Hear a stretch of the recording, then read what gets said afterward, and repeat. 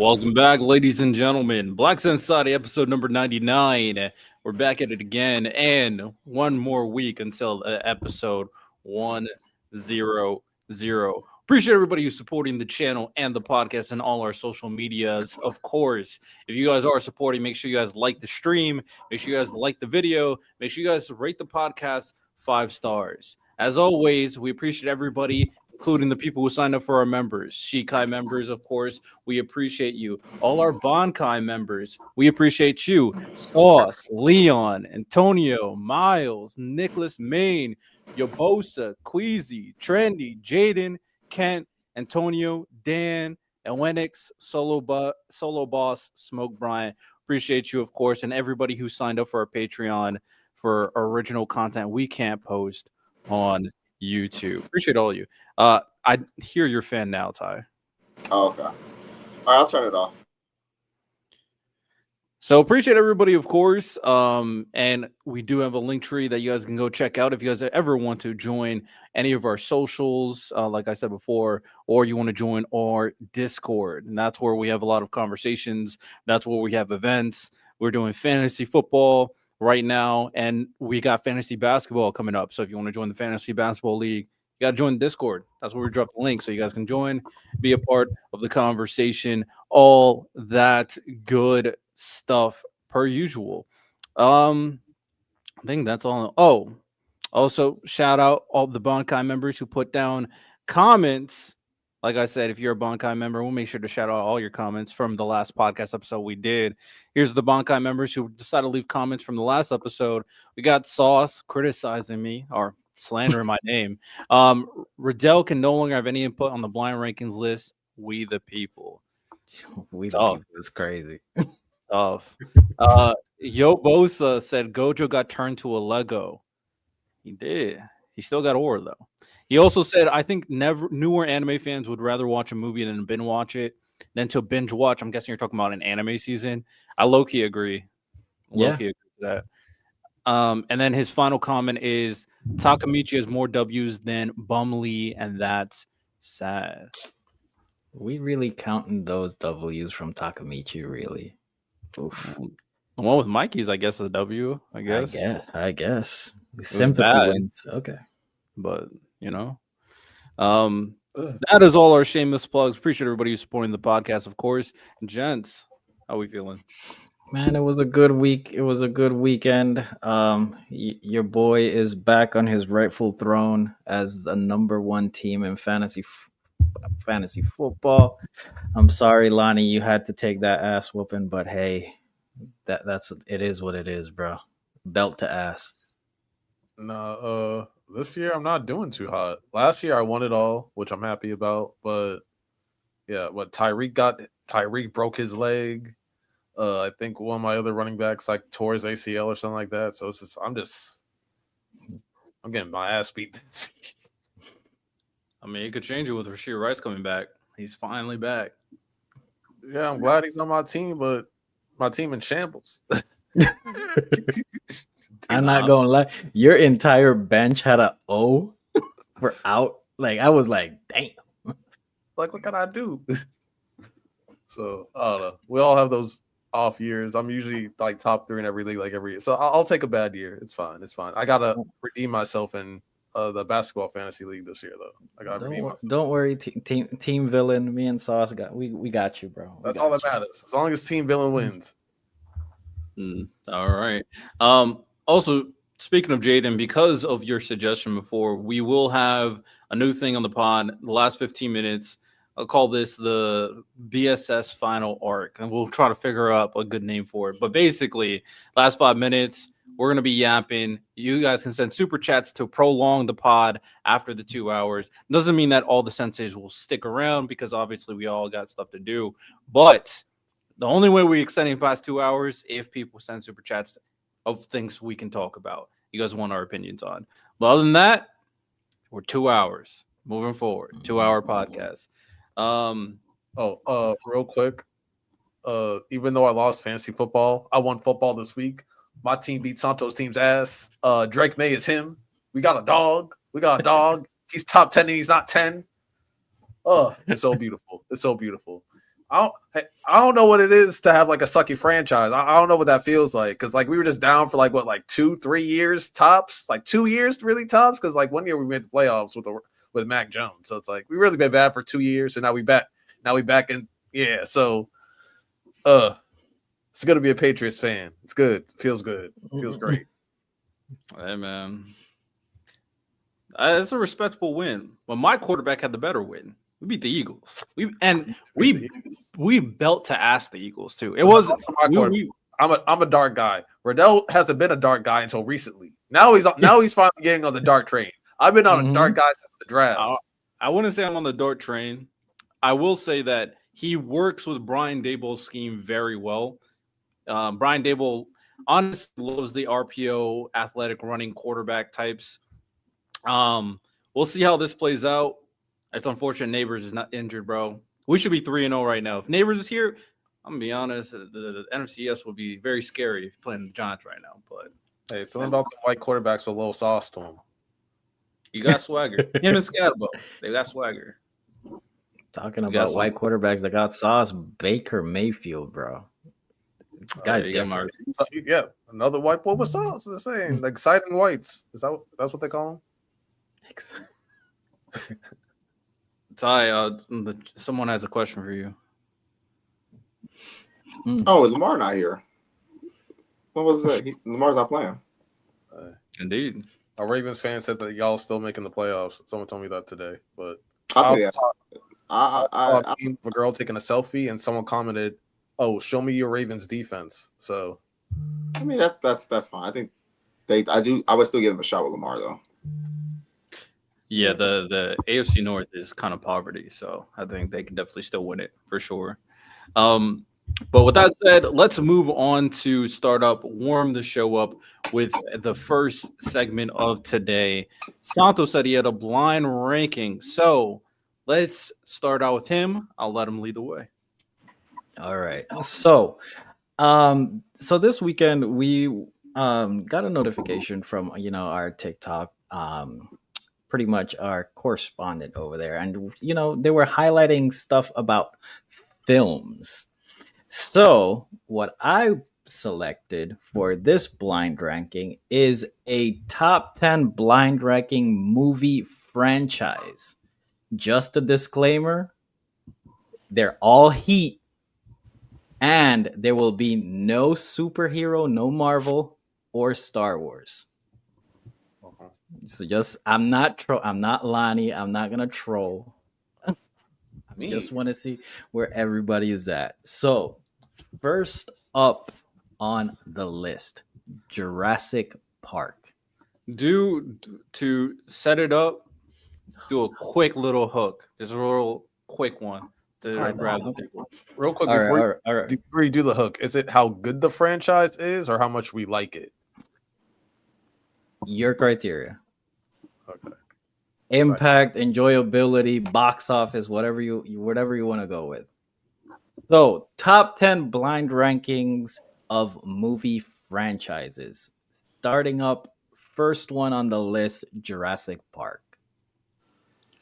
How many spots? 10. That's good meaty list. I've never been a Jurassic Park guy though. Never really liked it.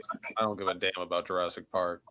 It holds up so well today. It has good effects and stuff, but it's good box office effects. They're good films, apparently. Impact. But I don't care about Impact that much. Then they did the whole Kingdom Bull, whatever. Like, how many movies are there? Like, probably like. It has good impact for like its effects, but like not many people are doing movies like Jurassic Park that are good. No, like they still do like the King Kong, Godzilla movies and stuff like that because those are still like the dinosaur kaiju stuff. Like you would consider, I guess. Wouldn't? Because I don't know. I don't even consider that the same type. They're still like monster like movies. They're like because you're dealing with big. Well, weren't there like Godzilla and Kong movies before Jurassic Park? I guess like, they're still like monster movies to me. Like they're still like hub category of like. He said they're all bangers. I might go number 9. I'm not lying. Yeah, I would say 7, 8. Ty. Jurassic Park is big, man. Jesus. What about? I feel like it's got to be 5 or 6, low key. Really? I'll say Jurassic Park. 7. Jurassic Park. Yeah, but they're all. He's gonna have all good ones. And do you How do you know watch that? Jurassic Park movies? I just seen the new one that came out. Oh, you're a Jurassic Park fan. Okay. I'm not even a crazy fan. I just watched them. You know what I'm saying? I'm not No, crazy. that's fine. I don't care about the movies at all. So you're more of a fan than me. Oh yeah. Yeah, they do nothing for me. They got longevity too. They just becomes to a kid. That- And new one. you know what? 6. It has I'll go crazy 6. longevity. 6 is fine. 6. All right, we'll go with 6. That's a Sounds disgruntled good. 6. All right, Jurassic Park goes at 6. All right, next up, Hunger Games. Oh, I actually want to finish that. I like the first couple. I love Is Hunger Games bigger than Jurassic Park? I like it way better than Jurassic Park. That's not the. Wait, I don't is think that, it's more impactful, but I think they're better movies. They're way better movie. are we doing strictly impact or He said he everything? everything, Everything. impact, enjoyability, box office. And it's getting a new movie too, and a new book. And they're making a TV series, right? I know a new movie and book are coming out. I feel like they're in the same tier. Yeah, I put it at 4. I put it at 4. No, I'll go 4 too. All right. He said no Star Wars, no superheroes. So we still got like Harry Potter. That has to be anime. Will he put? No, there's no good like anime series? movie franchises. All right. So you guys are going I'd 4? say 4. I'm Because cool also with 4. Jennifer Lawrence. We do have to save a spot for Harry Potter for the top 3. That's if he has Harry Potter. If Harry That'd be Potter is up there, it has to be Harry top Potter. 2. Yeah, for sure. Lord of the Rings. Ooh. So 4? Yeah, I'd say 4. All right, Hunger Games goes at 4. All right, next up on the list, The Matrix. Oh damn. Well, a lot of people don't like the movies after the first one.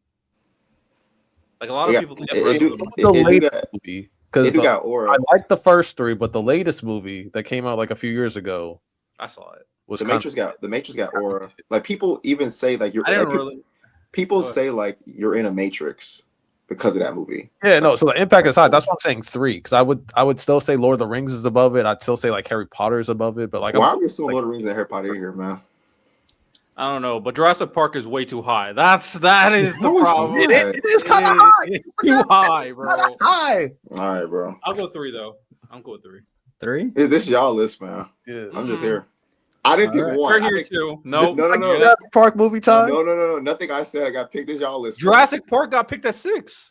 I said higher. Y'all said 6. I'm cool with it. Listen, I'm supporting y'all. No, he's I'm not doing supporting. that. No. I didn't say Lonnie. seven, I'm here to support your list, Lonnie. I'm here to support you. Yeah, it's like, All right, Matrix makes it to number 3. Next up on the list, Pirates of the Caribbean. oh, this is better than Jurassic Park too. It's also better than Jurassic Park. All right. Based on what though? Everything. I'm just asking. Yo, who has a better? Yo, no, I'm asking Ty. Ty, who has a better main character? But that depends on the movie. No, Pirates of the Caribbean. No. I'm Jack saying Black clears every Right, man. character in Jurassic Sparrow, Park he combined. Jack Sparrow. He meant Jack Sparrow. You said Jack I'm Black. sorry. I had a little bit too many puffs before the show. stay away from drugs. Yeah, Smoke. We're doing a blind ranking of movie franchises. Dinosaurs greater than Pirates. Right, dinosaurs clears, but Cat, no. all right, Lonnie, what do you want? Your favorite manga is Pirates. What? What? Wait, who's favorite manga? Is your favorite manga not One Piece? I mean, it's one like top 3. Wait, what is that? What I say? One Piece did it better. What does that mean? I'm just saying, dinosaurs are not better than pirates. No. So if I take One Piece out, yes, it is. No, that's not how it works. like you know what I'm saying? Like, no, bro. That's not how it works. Come on, man. Yo, tell me, Ty, how is Jurassic One Park? Piece boosts Pirates aura. Let's be real. What is Boost aura? what does Jurassic Park do better than Pirates? We don't learn about pirates. I mean, technically, we learn about dinosaurs in school, not pirates. Dinosaurs got more aura. No, they don't. You don't believe Yes, that. they do, bro. No, you don't. You do not believe Bro, that. like prehistoric beings. You can't take out One Piece. You can't do it. I'm saying that when you hear dinosaurs, people thinking about like the imagination just goes crazy. You think about dinosaurs. Be for real. We learn about dinosaurs in school. We don't learn about pirates. I mean, let's call Chris Columbus a pirate. Hey, I think about that flag right there when I hear pirates, man. You see that flag? You see that flag right there? It's only a top 10 most successful story of all time, Ty. Like, so bro, I'm saying when you think about pirates, the first thing you should think about is One Piece. If it's a top 10 story of all time in terms of sales. I think. Okay, I understand disconnect now. One Piece is the 2018 LeBron of pirates, like, and I get it, like, right, like it's carrying, like, that's where the confusion is. I'm saying dinosaurs, it just got more aura, like, you know what I'm saying, like 2018 LeBron, like you got Kevin Love, you got we gotta put it below though. We gotta put it below because it's at 6. We have to put it at like 7 or something because we're taking all the top spots, right? Like, what do we have so far? Okay, so 3, 4, and 6 are gone. So everything else is available. Do we want to risk it at 5 or? But it's better than Jurassic Park. I mean, we can put it right below. All right, put it at 5, man. Put it at 5. No. We'll put it below. We need more. No. I'm trying.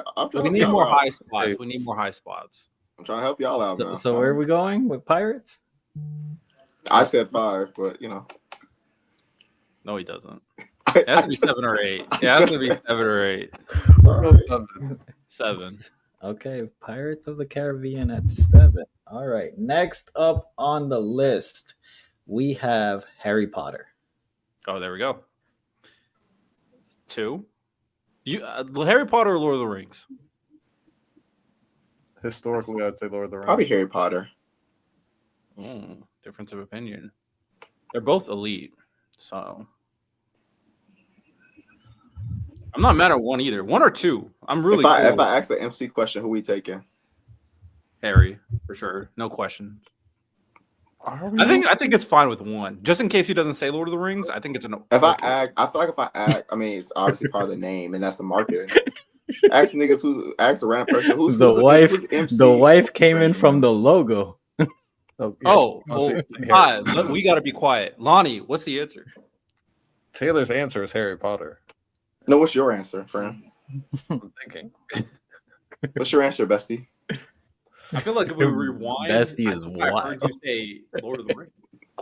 No, I'm saying if we're saying MC, is Harry Potter a better MC than? I said he got more aura than Frodo. He got more aura. If I ask, who's the MC of Lord of the Rings? Better than first Frodo? name? Harry's better than Frodo. I mean, if you're asking, I'll just say this: I think he clears Frodo. Yeah, easy. You think it's a comp? You think it's comp on? You think it's comp? At times, he has a lot of. I say Harry has some lower lows than Frodo, but Harry got more aura. Harry do got more aura. That lightning bolt. I'll go Harry Potter. You see what he did to the freaking what's his name? Voldemort? Belt to ass. Mm-hmm. All right, you watch your damn mouth. Belt to ass. So where are we putting Harry Potter? I'll say 1. I'm cool with 1. Harry Potter at 1. All right, top spot is gone. All right, next up, Fast and the Furious. I knew that was going to be on the list. I was thinking about it. But do we have 3 open? No. 4? It's not. No. It's not going top 5. 5? I'd say 8. 5 is open. All right. Wait, can we 9. say It could go 9. It could go 10. To be honest, It could go 10. It could go 10. I'm sorry, Ty. Them going to space in a car with fucking tape is bullshit. Yeah, listen. I got you, man. I'm just asking if the spots are open. Don't mind me. What movie franchise that's like considered like good amount of impact is worse than Fast and the Furious? That's worse. I mean, I'm gonna have to think about it. I can't think of anything. Yeah, what Taylor said, like the first 5 Fast and Furious movies, I'm with you. Fire. Everything after that, it just becomes extra ridiculous. It's like, I don't know. It makes half the movie makes no sense. I agree. The first couple, fire. Listen, man, you can only grab cash if you got aura. They can have aura at 10. It's a top 10 franchise. Like they're all bangers. I'm not arguing that. I'm just saying, you know, I just make comment. Where are we going with the family? I'm gonna say 10, bro. I say 10. I mean, y'all put it where y'all want. I got outvoted. I'm here. I'm here for peace. 10. All right. Fast and Furious goes on 10. Okay, here we go. Now it gets interesting. Next up, John Wick. Oh, I love the John Wick movies. Like literally all of them. I really like 5. Zero bad movies. Zero bad movies. That's the we should, you know what I'm saying? It's like Kagurabachi did it better. Did it? He wishes. He wishes. I mean, Chihiro's is colder, bro, and that's okay. I need to catch up on Kagurabachi, so I can't really say. But it has to be 5, right? what are the spots left? The spots that are open is 2, 5, 8, and 9. 2, 5, 8, 9. Because I'm still thinking he might say Lord of the Rings. Or you can say 5. I'm fine with 5. John Wick at 5. All right, John Wick at 5. Next up on the list, James Bond.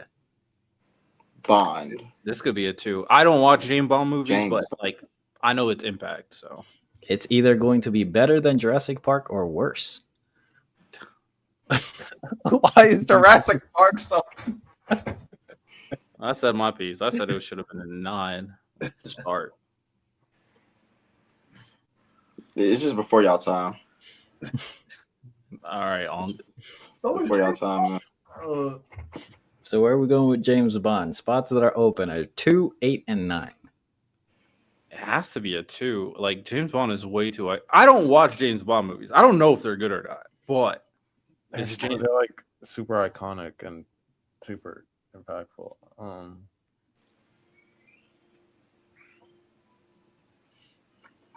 If Lord of the Rings is at 8. We have to bet on whether or not he says Lord of the Rings. Should we just put this 8 and risk it? Actually, I'm gonna leave it in Ty's hands so it becomes Ty's list. Yeah. No, this is far from my list. Yeah. 2 or 8. James Bond, Ty, you decide.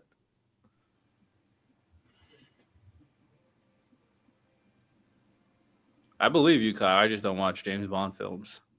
2.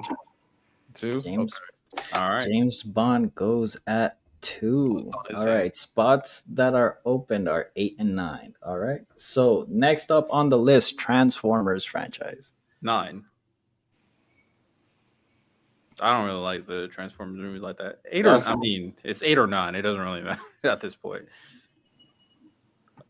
You like the Transformers movies, Ty? Yeah. Y'all did? I don't think they're bad. I think they're okay. So I'm cool with 9. So Transformers goes at 9. All right. That completes our list. All right. So for the Black Sensei Society top 10 movie franchises blind rankings, the cast has selected at 10 Fast and the Furious, at 9 Transformers, at 8 The Lord of the Rings, at 7 Pirates of the Caribbean, at 6 with the Cinderella Run Jurassic Park, at 5 John Wick, at 4 Hunger Games, 3 The Matrix, 2 James Bond, and at number 1 Harry Potter. Besties, y'all fumbled. That's the guy who put Jurassic at 6 and James Bond. Y'all put it at 6. I did not. I said 8. I said 7 or 8. You said 6, and I said we'll go with Ty. No, I did not put it at 6. Besties, y'all fumbled, besties. Respectfully, Hunger Games at 4 is crazy to me. I love Hunger Games. Hunger Games is right where it needs to be. Honestly, if you just take Lord of the Rings, put it at 2, and drop everything else down, it's not that bad. I agree. Overall, Lord of the Rings is in the wrong spot. It should be top 2. And obviously Jurassic Park is too high. Yeah, But 3, other than 4, that, like, Lonnie, if I'm coming over to the crib and we're just gonna hang out, we're gonna watch movies, and I say John Wick or Hunger Games, you're picking Hunger Games? oh no, I'd probably say John Wick. Okay, I'm just checking the temperature of the room. It's like, but they're like what, 1's 4, 1's 5 or whatever. Like that's not Yeah, that bad. yeah, that's not too bad. I would definitely say John Wick, but like at the same time, you're trying to see Jennifer Lawrence.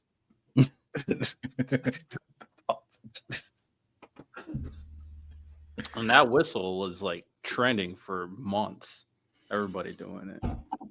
And also, Hunger Games there's a should bunch be of at people trying to kill each other. 9. Who doesn't want to see that?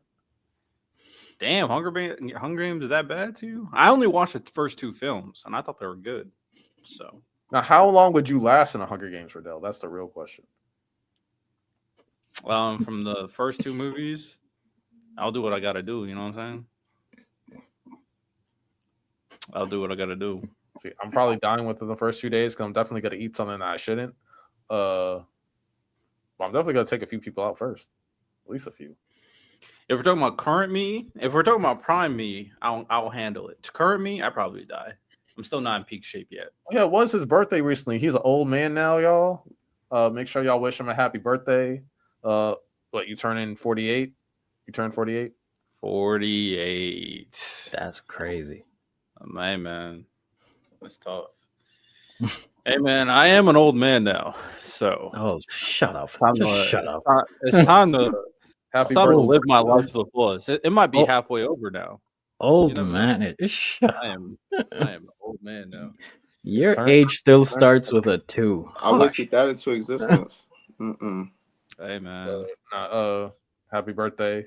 We appreciate you, brother. And yeah. Happy birthday.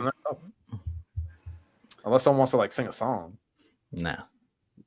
Riddell is 35. Based. Hey, man. You know, it just means I'm wise beyond my years. That's all it means. You something beyond your years. Wise. Indeed. For sure. All right. The next segment we got is we want to talk about Gachiakuta. Now, I do have a little gauntlet to kind of set things up. I was hoping Miles is here, and Miles will show up in a second. But for the most part, we'll wait until Miles show up. But we never got to talk about Gachiakuta last podcast episode. It is an anime is doing a lot. So I'll let you take it away, Lonnie. How great is Gachiakuta right now? Gachiakuta might be like, I'm not gonna say it's the best new series out, but it's probably my favorite new series I've read in the last few years. If y'all don't know, the protege / assistant of Soul Eater made this. I guess their inspiration was like when they started drawing manga for the first time as a kid, they had this favorite pen and it broke, and they cared about that pen so much that they just kept it as a memento, and that's what inspired Gachiakuta, which is I think pretty fire. Yeah, no, it's I don't know what's special about it, but it's just a really unique story. The main character's dynamic, the world's very unique, the power system's dope, and how it's so personal to everybody. And yeah, the story's amazing. I'm having a blast. I haven't felt like this about an anime in a while. It's like really just like a refreshing watch. You don't have to like super pay. It's like a basic shonen. You don't have to like really turn your brain on, but it has some interesting lore, some questions that you're asking, stuff like that. The second core just started with a fire new opening. I love the whole metal theme that they have going on. And yeah, they're not playing around with this. I think it's gonna have another 12 episodes. Last week they had the Amon story, which was one of the most messed up stories I've seen. It was berserk level. I'll talk about it more when Miles gets here, but no, they're really cooking. I think Gachiakuta is really special. You know, the opening is sick. Yeah, I eventually will watch it. I plan to binge it. How many episodes are for Gachiakuta? 24 right now. There is, because I was literally watching it before the show, the latest episode. There's 14 right now. So, but there's gonna be 24. 24. So that's when you know they have confidence in it. They gave it a solid 24 episodes. I do plan to binge it for And sure. last thing, the way that this mangaka illustrates black characters is fire. The black community loves it. I've seen some cosplays from Comic-Con already and stuff like that. The hairstyles are dope, but are still doable for people in the black community. She's doing us justice. And also, I love that the leader is black, and he's just like a chill dude, and it's Anna. It's really, I don't know. Gachakuta's like that. W representation. Well, until Miles shows up, this will be a kind of solo for you because I really wanted to gauge how great you guys think this is. Because as of right now, the only thing I've seen of Gachiakuta, because I've only read a little bit of the manga years ago when it was really starting to get its legs on. So I read up until they meet their first enemy who also uses one of those weapons. Jabber. Yeah. So I read up until that point where they faced off against him. And after that, I didn't fall off, but I just didn't continue reading because I had other stuff going on. Well, people love Jabber. Like, people really love him. Yeah, he was a pretty interesting villain from what I've seen. So this is a solo dolo. How great is Gachiakuta compared to these anime? It's time to run the gauntlet. Lonnie, solo dolo, you got it. I believe in you. So, is it better than Takapi's original Sin? I'd say no, but like they're like different categories. That's like, I don't know. That's like comparing like a shonen to a drama. It's hard to do, but no, in terms of impact and quality. But one's got to have like 300 episodes and one has 8. Like, it's not the same type of story. So, okay. Is it better than Yu Yu Hakusho? This is supposed to be a gift, but this is Yu Yu Hakusho.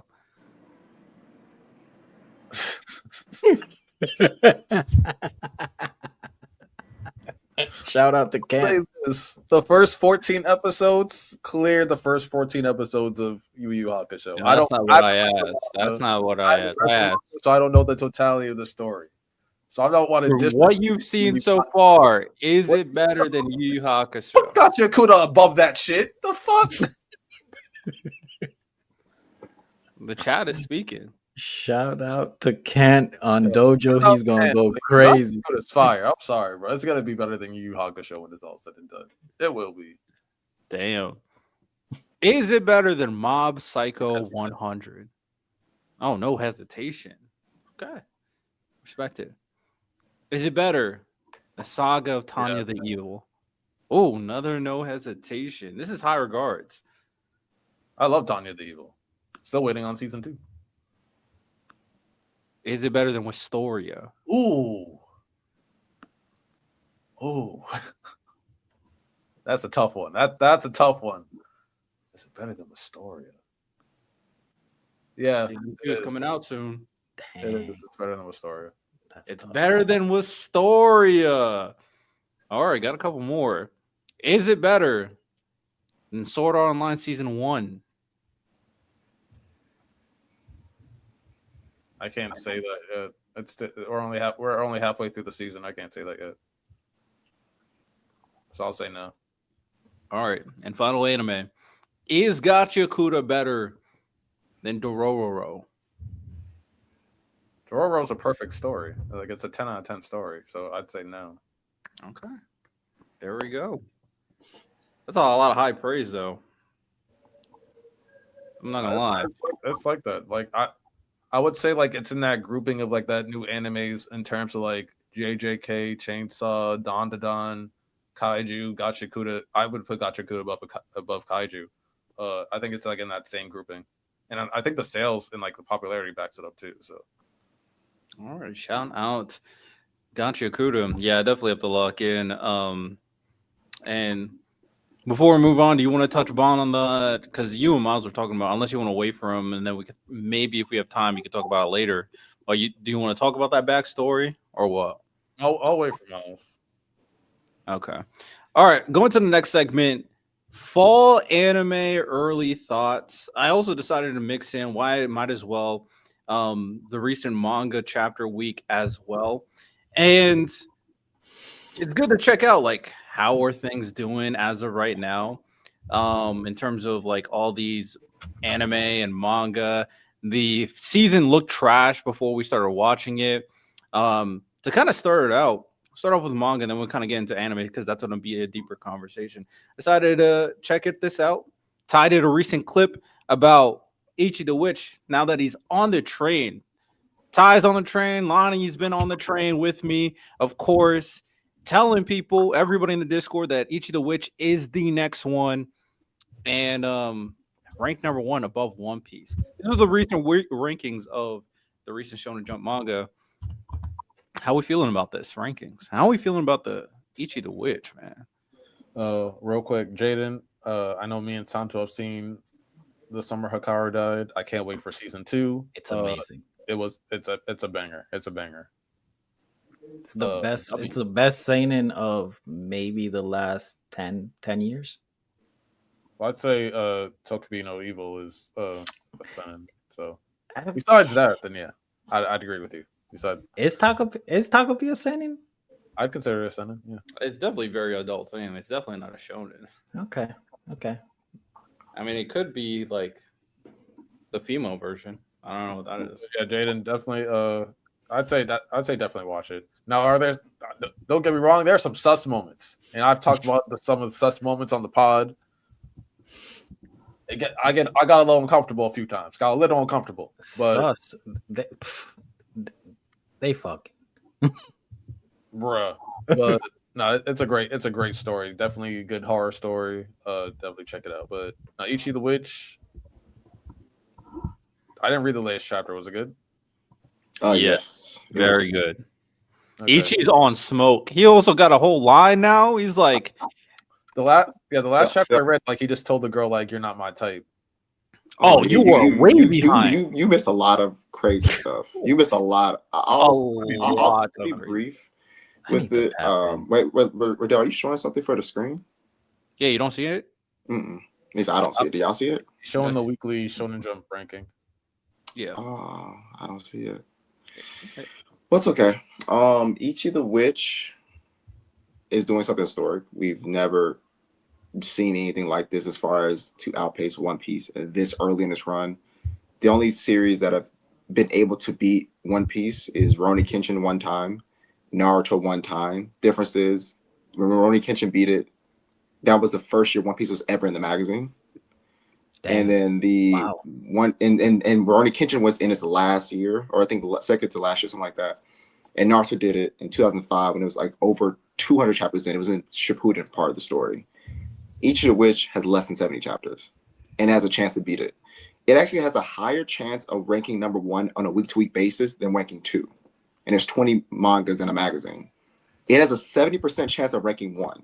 That I don't think y'all like that. That is actually unheard of.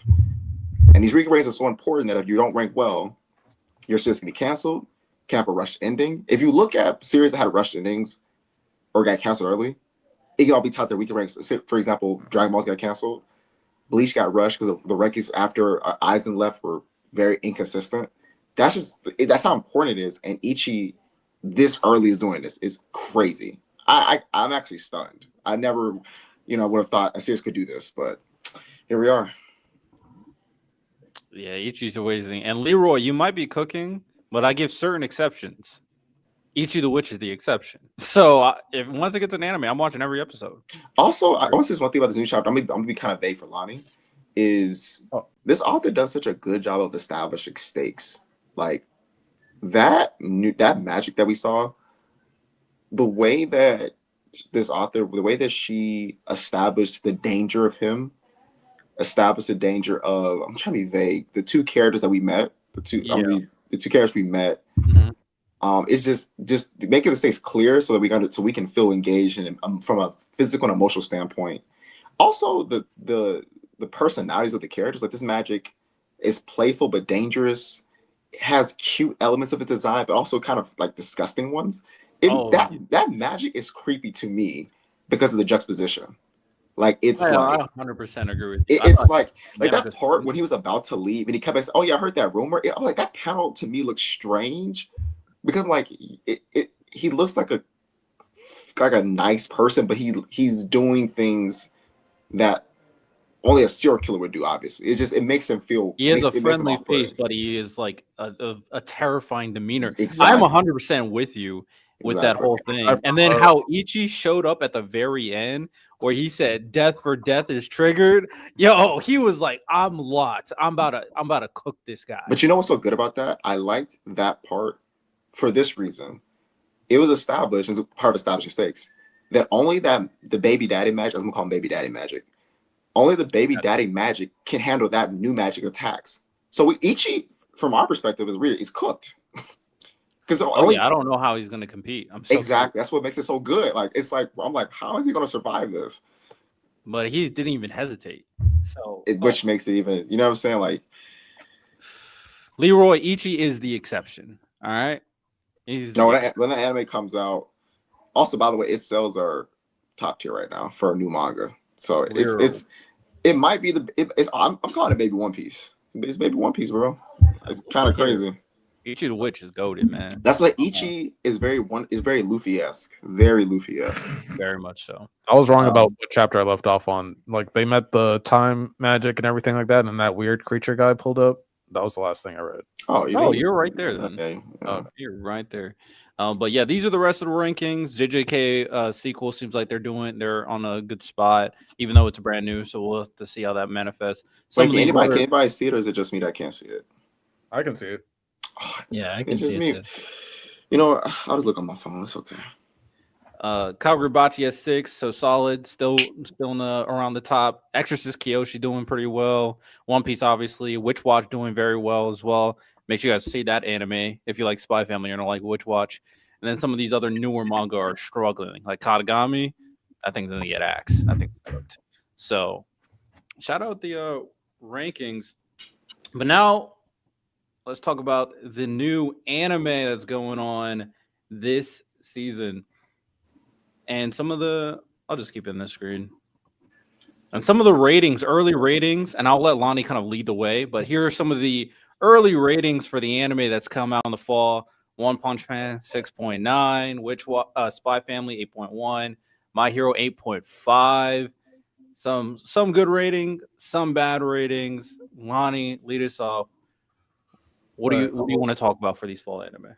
The focus and spectacle of the fall season was, and it's supposed to be One Punch Man because it's been how many years? Like what, 4 or 5? 6? About, yeah. Since the second season, we know that's like one of the big powerhouses in terms of popularity in anime, and it's gotten a lot of hate.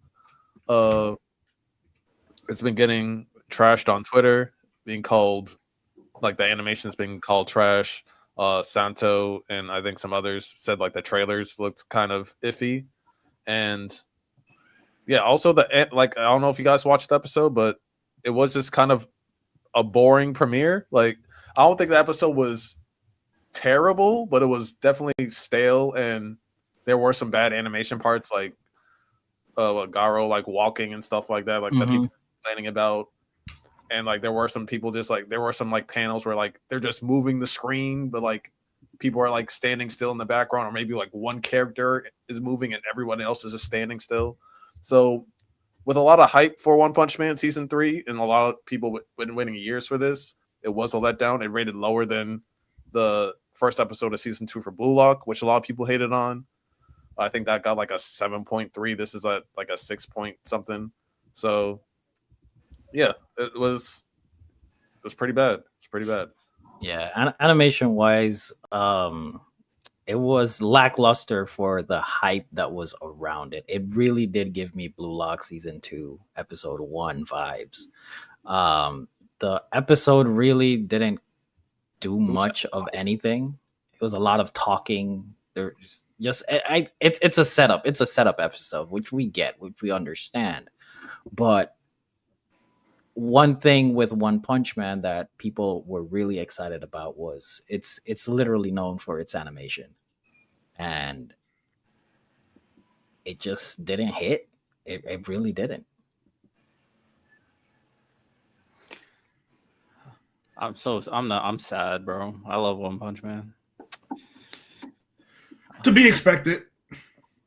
That's to be expected. But I just feel like there are definitely ways they could have done something different with the episode. Even if like you want to use that material, you could have like built it up a little bit, like because literally nothing happens in the episode besides people having conversations. There's no like there's nothing about to happen. No one's about to fight. There's no friction going on. It's just everyone was literally just talking. And you're just meeting other people and they're just having conversations, and that's the end of the episode. And that's what people waited like the last 5 years for. So there's no hype, there's no cliffhanger. I think the most cliffhanger thing in the episode was Saitama saying, "I'm gonna go look for Garo." That was it. That's a cliffhanger. So, and that wasn't even the end of the episode. That was like in the middle of the episode. So, yeah, it was just poorly done. But on a positive note, my hero's been cooking. Yeah. My hero's been on fire. My hero is going crazy. I'm Insane. glad you mentioned it because we just spoke about the really bads. That was a really good opener. They threw some CGI in there that I thought was gonna look kind of ugly with All Might, his suit kind of powering up. Bro, they went crazy. All Might looks insane. The suit looks cool. The fight it blew me away. I don't really like my hero, but I check in every now and so in the anime, look at some of the fights. They did this fight a lot of great open. On the most recent episode where Deku is down in the dumps crying, All Might just got dog walked. Bad. Everybody's crying. One for All has him over his head, about to literally Goro Mortal Kombat fatality him. They need somebody to go plus ultra, and they look into the horizon, and Bakugo shows up. Bro, Man, we just gotta beast. glaze him. Look at that smark, man. Look at He's that. looking for the panel right now. I'm not even looking for a pen. I'm gonna show you what I was actually looking for. Hold on a second. Let me see if I can find it. But I'm like, Bro, not a big. They did it. They really did that moment. Like especially the eyes, Bakugo's eyes, the way they animated that, man, the music, the score, everything was great. You know what I was looking for? Because I was like, all my stuff I agree was amazing. I was gonna show y'all this picture right here. I'm not praising Bakugo, man. It says the elephant addressed me. It's just the elephant room, baby. I'm not glazing Bakugo, man. Listen, man, we're about to go on a generational run, bro. That's not my body, man. Oh my gosh! Listen, man, the cash cow's back. The guy that people, I'm just the numbers say that he's the cash cow. People watch my hero primarily for Bakugo. Yeah, I'm just telling you what the numbers say. Salute the cash cow's back, baby. I'm in the same camp as Riddell, man. I'm not a Bakugo fan. No, and that's I was just speaking, listen, literally y'all are the minority. just the moment. Y'all are minority. That's okay. They did I'm never a gonna moment blaze great. Bakugo. Nah, yeah, I definitely. But I gave credit where credit is due with Bakugo, Ty. Even though, like Miles said, not a Bakugo guy. You will never hear me. Wait, why? Okay, I never understood. What was it again? We don't need to go through that. All right. All I will say is that I do legitimately think Bakugo probably could win male anime character of the year. Oh yeah, yeah, for sure. Hey man. But this episode made me think of doing a would you rather in terms of best My Hero episodes. So I have like a list of like 4 or 5 that Google gave me. So it's would you rather this My Hero episode or season 3 episode 11 where All Might had the iconic fight against All for One? What's a better episode? Season 3 episode 11. Oh, you talking about he lost All for? I'll probably say the season 3 episode. Yeah. Season 3 episode 11. Okay. This My Hero episode or season 4 episode 23 Infinite 100% where Deku uses like 100% against all overall? Yeah. No, not overall. Guy. Oh yeah, against Muscle Man. I'll take that one too. Oh, muscular? Muscular, yeah, that's okay. his name. I'll take the muscular one. Okay. I'll probably take this one. Really? That's the one where he's kind of on his own doing his own thing. Muscular had just got out of jail. Okay. Yeah, so I mean, this episode we had Stain and All Might Stain's death. Oh, by the way, spoilers if you guys haven't seen it. And Bakugo's return. Yeah, we good on all that, man. I got muscular, man. Yeah, I got muscular too. All right, there's 3 more. One is his start. It is Endeavor's fight against that Nemu. Endeavor. Endeavor. Yeah, Endeavor. Endeavor. That I teared up watching flame. that. That prominence burnt, bro. I teared up watching that, and I remember telling my friends, "Y'all catch up my hero when I watched that." Yeah, we won Endeavor. Deku versus Kachan Part 2. Oh, come on, bro. Deku versus Kachan, bro. And the last one, Shadow Todoroki Origin. 25 Deku in the tournament. Yeah. I'll probably go this one. I'll go this one.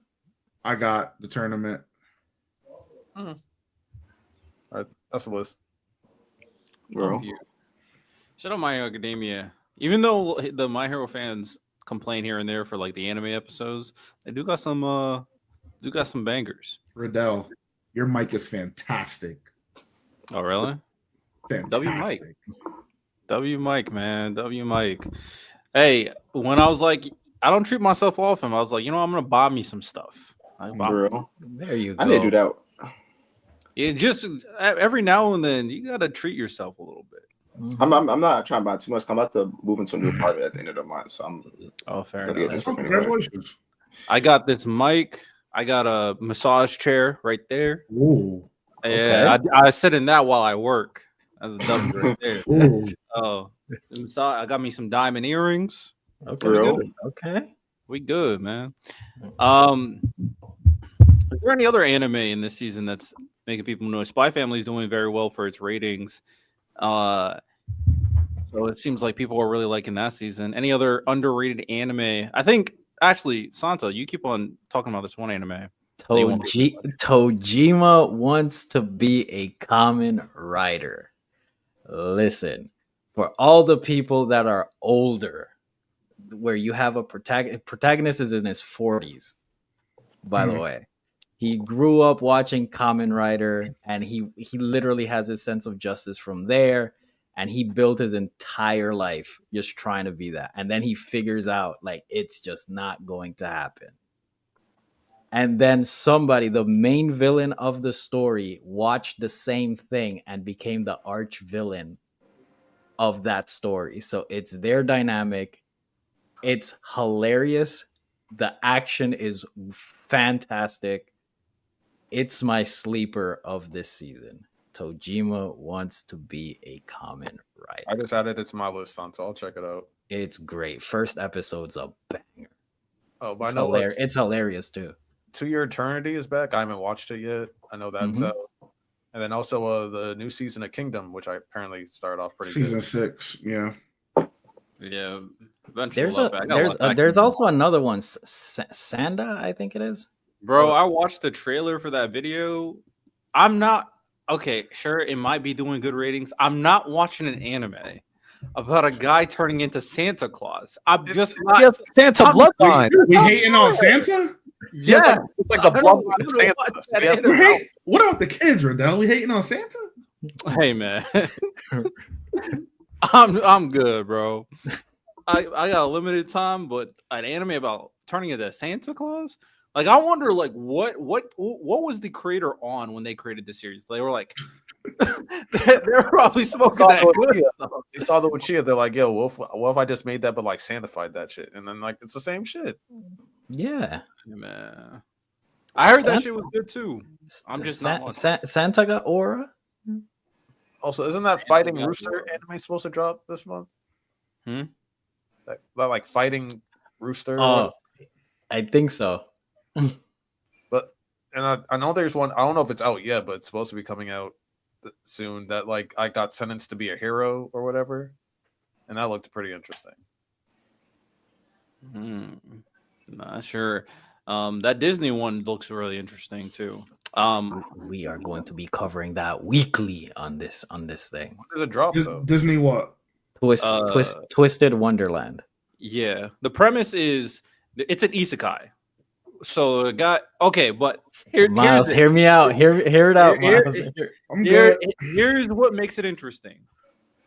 it's kind of like the guy gets isekai'd, and then there's like an academy, and there's like 6 sections where people kind of lead those different sections, and the person who leads each section is based off a Disney villain.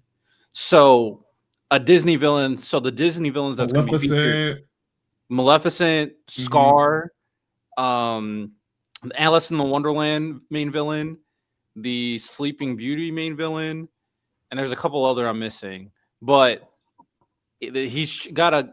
I'm not really sure what his goal is, but he has to kind of get through all of them. And each season's going to focus on one Disney villain at a time, it seems. This Kingdom Hearts ass anime. I'm gonna check it out.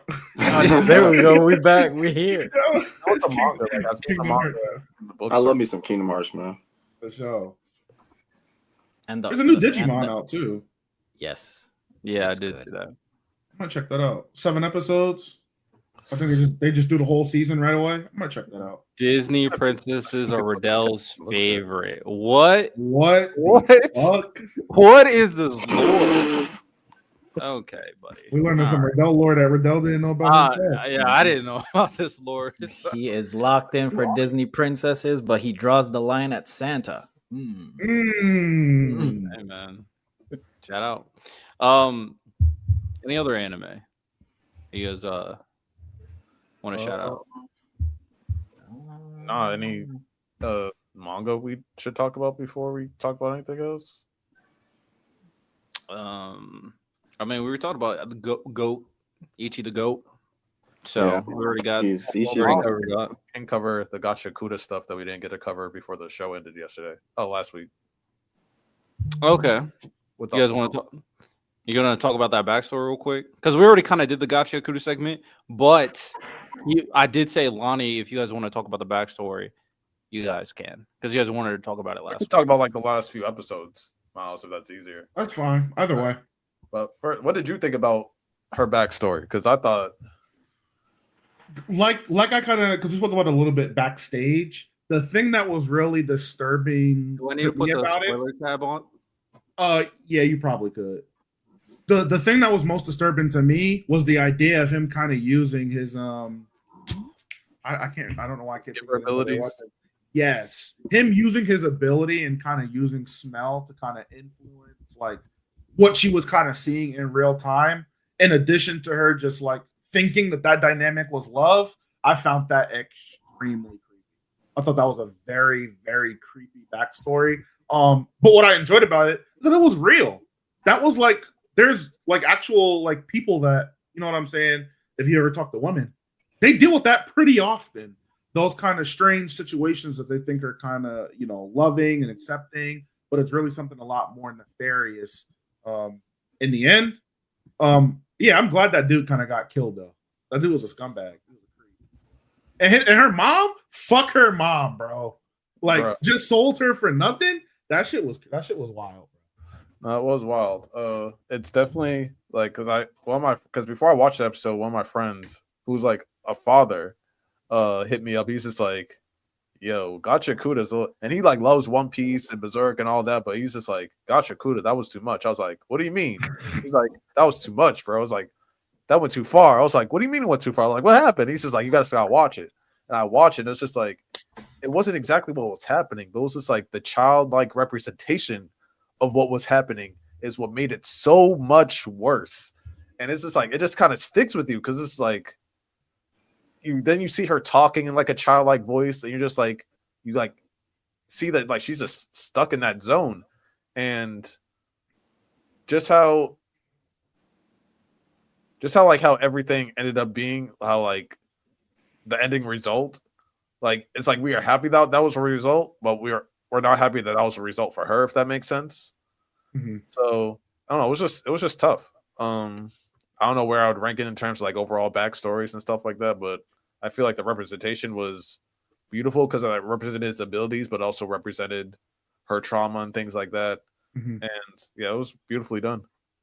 Outside of that, as far as like the rest of the season and the episodes are concerned, I think the introduction of all of the cleaners was really, really cool. I think they're all like drastically different in character. I think that the way they kind of fight like really exemplifies the personality that was kind of shown to us.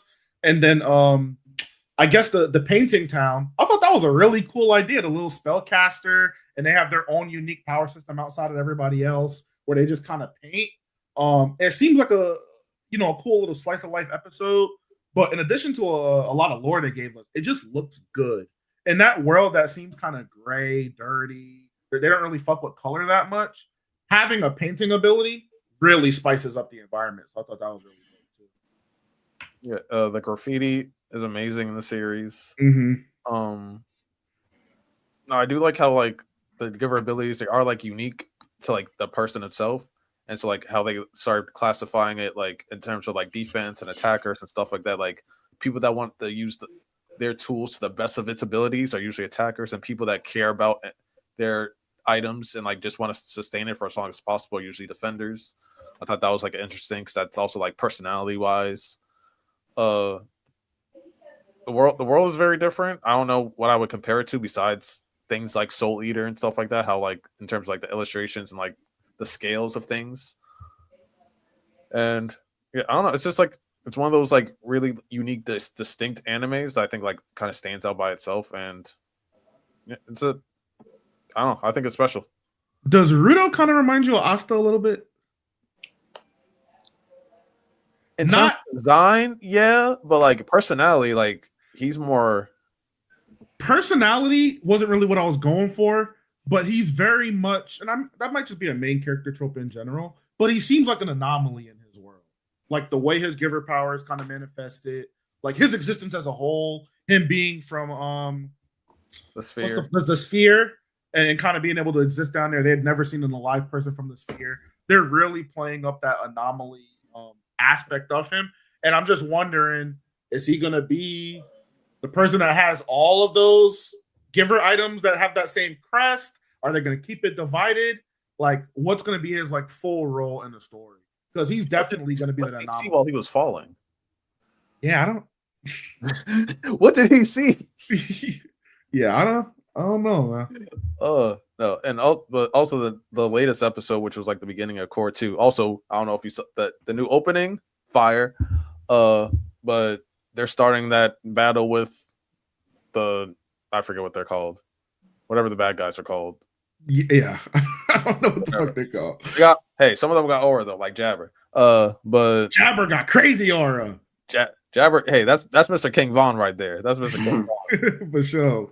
But yeah, no, they're starting the big fight, I guess, while the storm's happening and stuff like that. So that'll be interesting. I want to see like what the baby's powers are and everything, like how they use all those different abilities. And also the black girl. She did her thing. I thought she was just gonna be a receptionist with aura. She wasn't gonna do much, but she put them hands on bodies. She put hands on bodies. I don't know how her hair got super long though. That was interesting. And remember what I told you when we were talking behind the stage?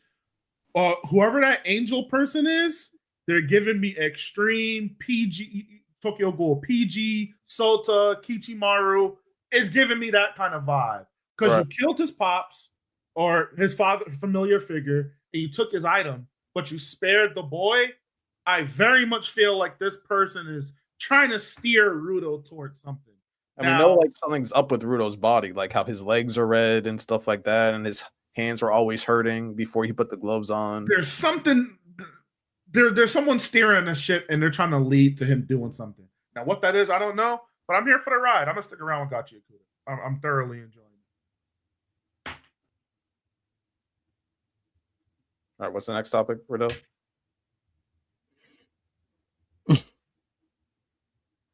Unless niggas want to talk about One Piece. You good? Yeah, good Gachiakuta conversation?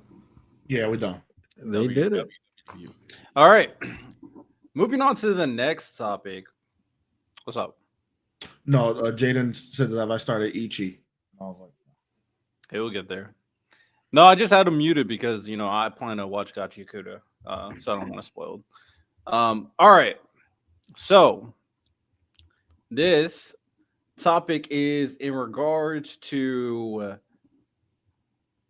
a hero and villain tournament bracket. So basically, there's a thing going on with like that hero villain dynamics that was going on with one of the social media hubs we're a part of. And I was like, you know what? This could be a very interesting topic. So I asked the Discord, name me your favorite hero and villain dynamics in fiction. I didn't specify only anime. And then I let them kind of just go at it. So these 16 are chosen purely from our Discord. So we're just going to look at it, find out what is the best one. And honestly, whatever criteria you got, feel free to let it rain. But any questions? No questions. All right.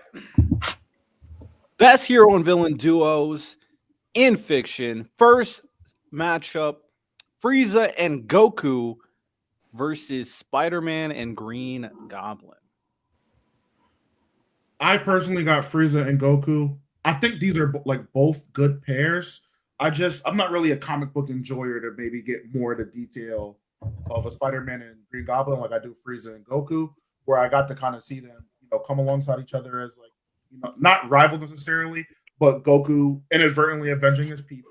So them kind of coming full circle and winning a tournament and working together.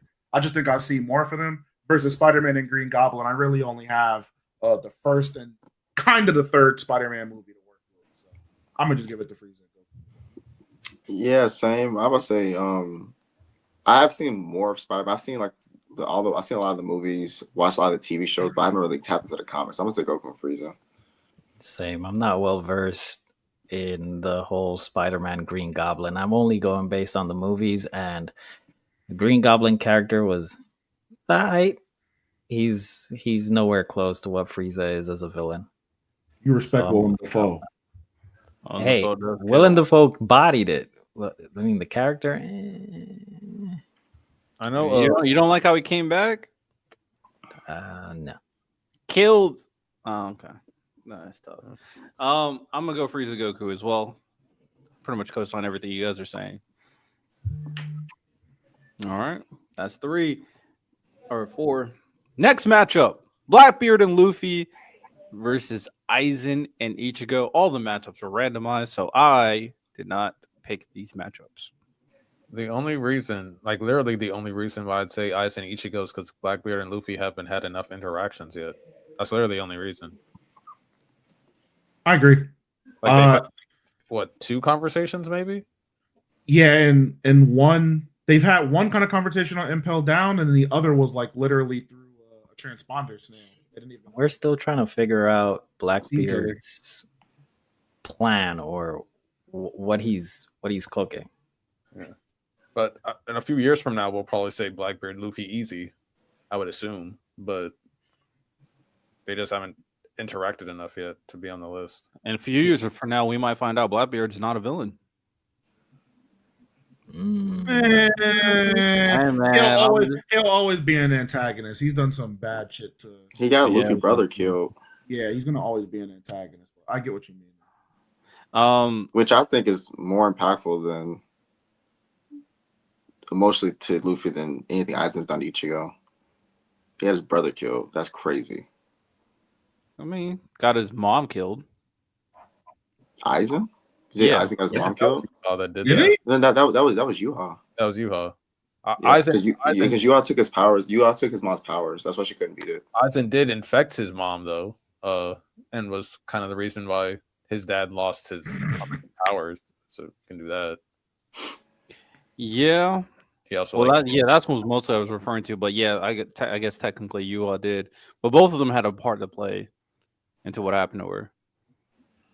Well, Aizen also did bulk up, like kidnap Orihime, and was the reason that Rukia got sentenced and all that. So I mean, he controlled his entire life for the most part. Like everything that Ichigo did was in part affected based off what Aizen wanted, in terms of what his grandmaster plan was.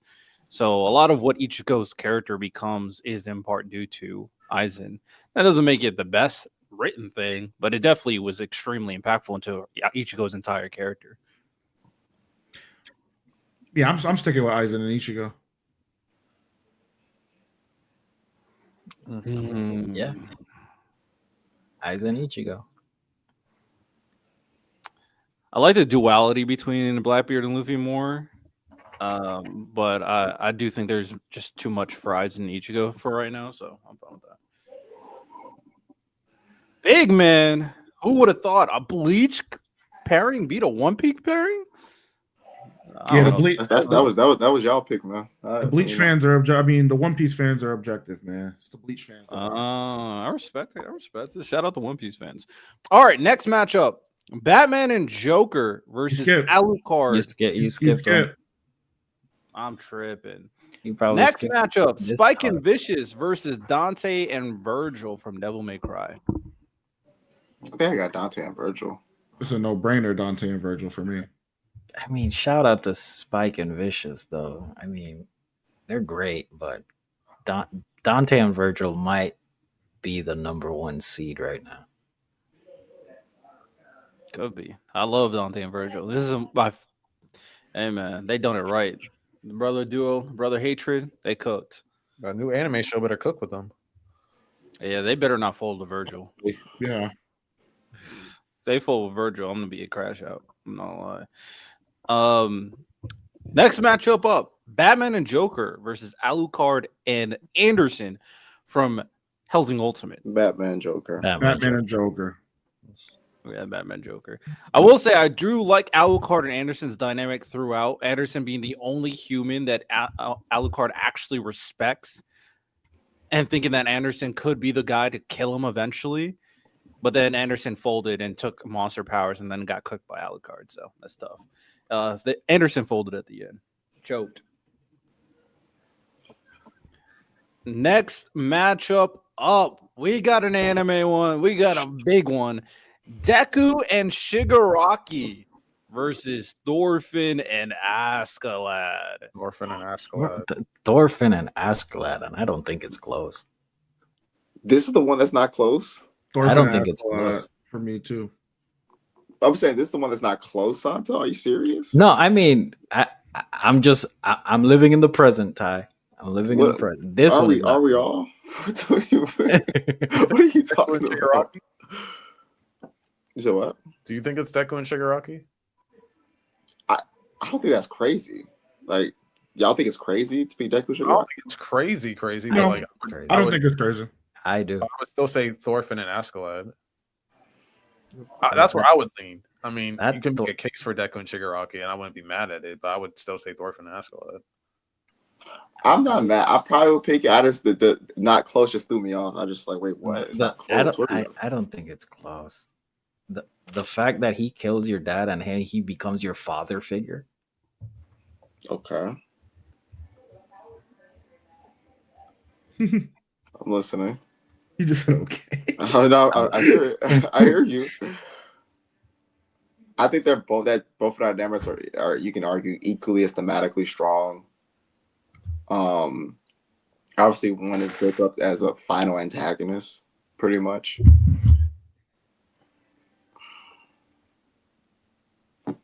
I'm not mad at it, but saying it's clear, it's not close. That's just I don't sit right with my soul.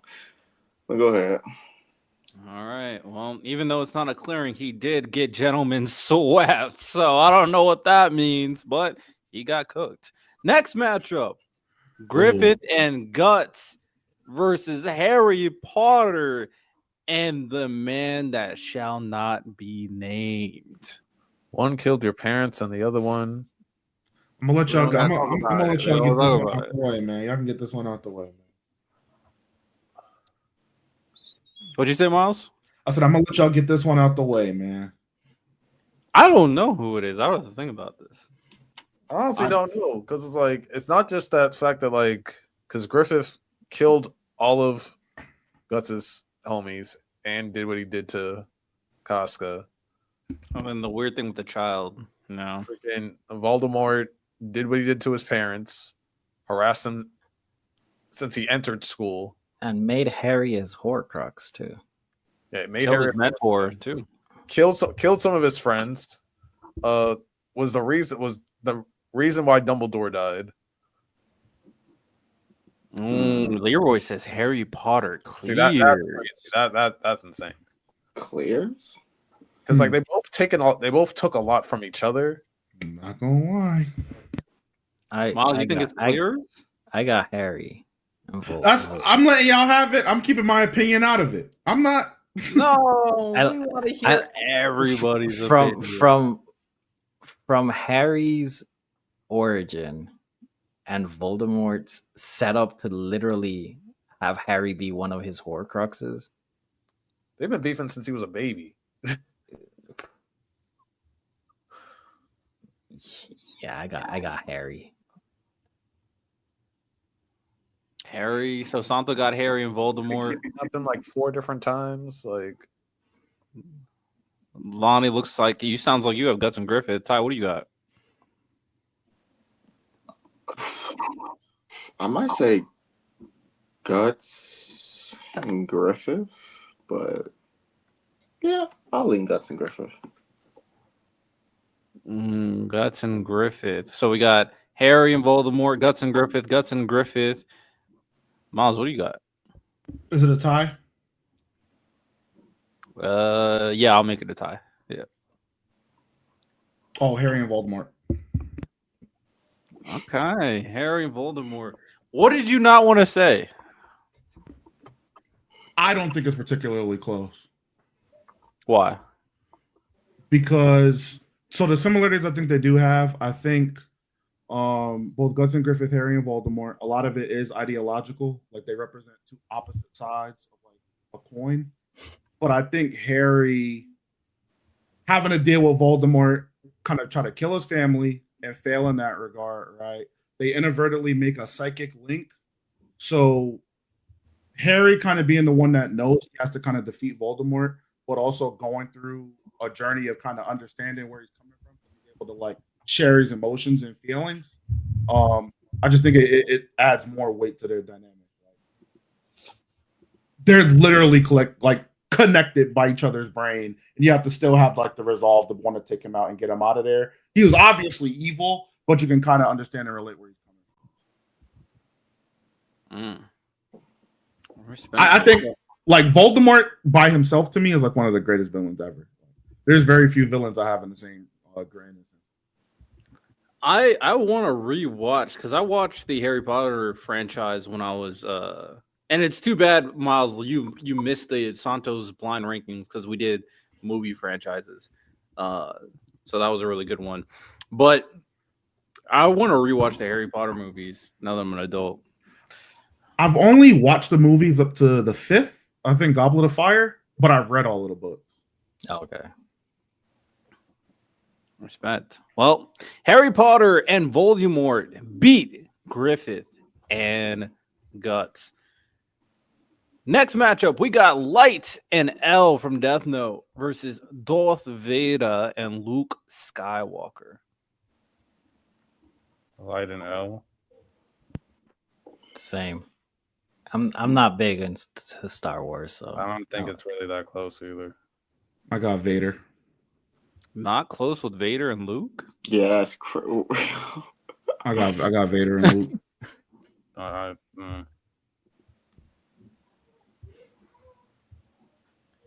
All on Max. What are you talking about? I don't know. You know what? I'll give y'all Light and L because Vader does a lot of the carrying. I'll say. So I'll give y'all Light and L. But I would have been different if it was Darth Vader and Obi-Wan. Yes. I would have still gone Light in L, but it's better. I just Obi-Wan's good. Gabe, how much does Luke actually Obi-Wan is better? But you also like we also have to take into account that it was like the precedent starter of the villain father reveal. Okay, that's fine. How much does Luke actually impact, like with his actions? How much does Luke actually impact Vader? A lot. Vader decided to destroy the Death Star and kill everybody. What are you talking about? Yeah, and he killed Palpatine. Yeah, what are you talking about? It's not. What are you talking about? I feel like a lot of that comes from like him being like his son, not like because of Luke's actions themselves. I don't think like yes, like Luke helped guide him to the path, but it wasn't like he didn't like drag Vader over to like the good side. I think he never gave up on his father. That's the biggest thing about him. And that alone was enough to break through to him. him realize he was tripping. I still think like Vader did a lot of the heavy lifting. I think Lighten L is. Well, I mean, to be fair, we also get more from his like Anakin to Darth Vader. We get like his entire journey. Star Wars is literally just a story about Anakin Skywalker, for being honest. But W and all right, you guys can pick light. so we got 4 Light L's. I'm surprised Darth Vader and Luke Skywalker. I switched sides. It's just me. I'm surprised, but all right. Last matchup of the first round, we got Dobby and Endeavor versus Flash and Reverse Flash. Flash and Reverse. I don't know enough about them. I'm not well. I'm gonna be honest. We've been saying it a lot. This is not particularly close. It's not. Reverse Flash is the demon. It's not. Here he does. Reverse Flash is a problem. It's not. From everything I know, I'm gonna have to go with Flash and Reverse Flash. Yeah, I don't know. All right. I got Miles. Got Lonnie. Who you got? Oh, I got Reverse Flash, and I'm sorry, it's not close. Reverse Flash. Reverse Flash. Yo, this episode's gonna be called "It's Not Closed." Ty, when you get a chance, just Google things that Reverse Flash has done. I've heard some kinky stuff he did, but he's done a lot, Ty. He's done a lot. All right. With that said, this might be a little closer. We're on round 2, so we got some heavy hitters. Close. Frieza and Goku versus Arjun. Close. Hey, Give me It's your wait, Ty. It's your turn. You get to say it now. it's not close, man. Come on, dog. Come on, bro. Well, do y'all do the thing? The Cinderella story is over, bro. Yeah, let's. Let's say it right. The Cinderella Jack story. And No, this is Cinderella Eyes story is over, bro. Let's get up out of here, man. Let's go home, man. It's over. All right. Well, now this is a good one. It's not close. It's Batman. Really? All right. Well, Dante and Virgil versus Batman and It's Joker. not close. Yeah, I love Dante and Virgil. It's Batman Joker. Yeah, But I love Dante and Virgil. I love him too. Does it get it taxed for the fact that Batman never finishes the story? Do you get a tax for that? No. That's what makes the dynamic so great. We believe we can rehabilitate that this dynamic man. be pissing me We're off. gonna rehabilitate this man one day. No. Yes, we are. It's the eternal struggle. Everybody deserves a chance. We need more white men like that. Not we're gonna rehabilitate him one day. That's crazy. Oh man. He's never getting rehabilitated, friend.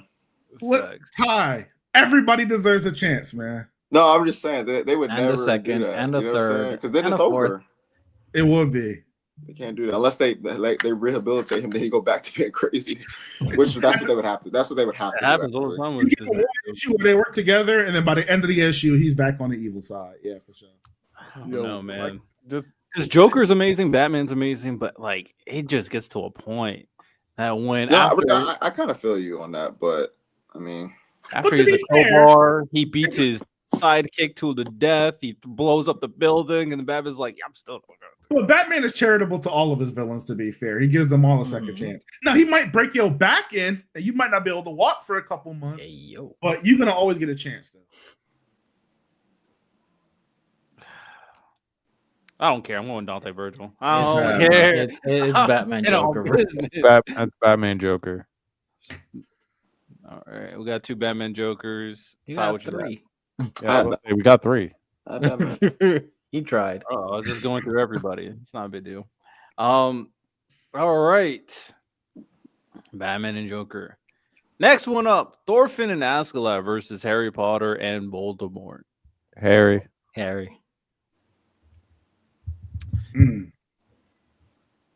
Yeah, Harry just got more content. What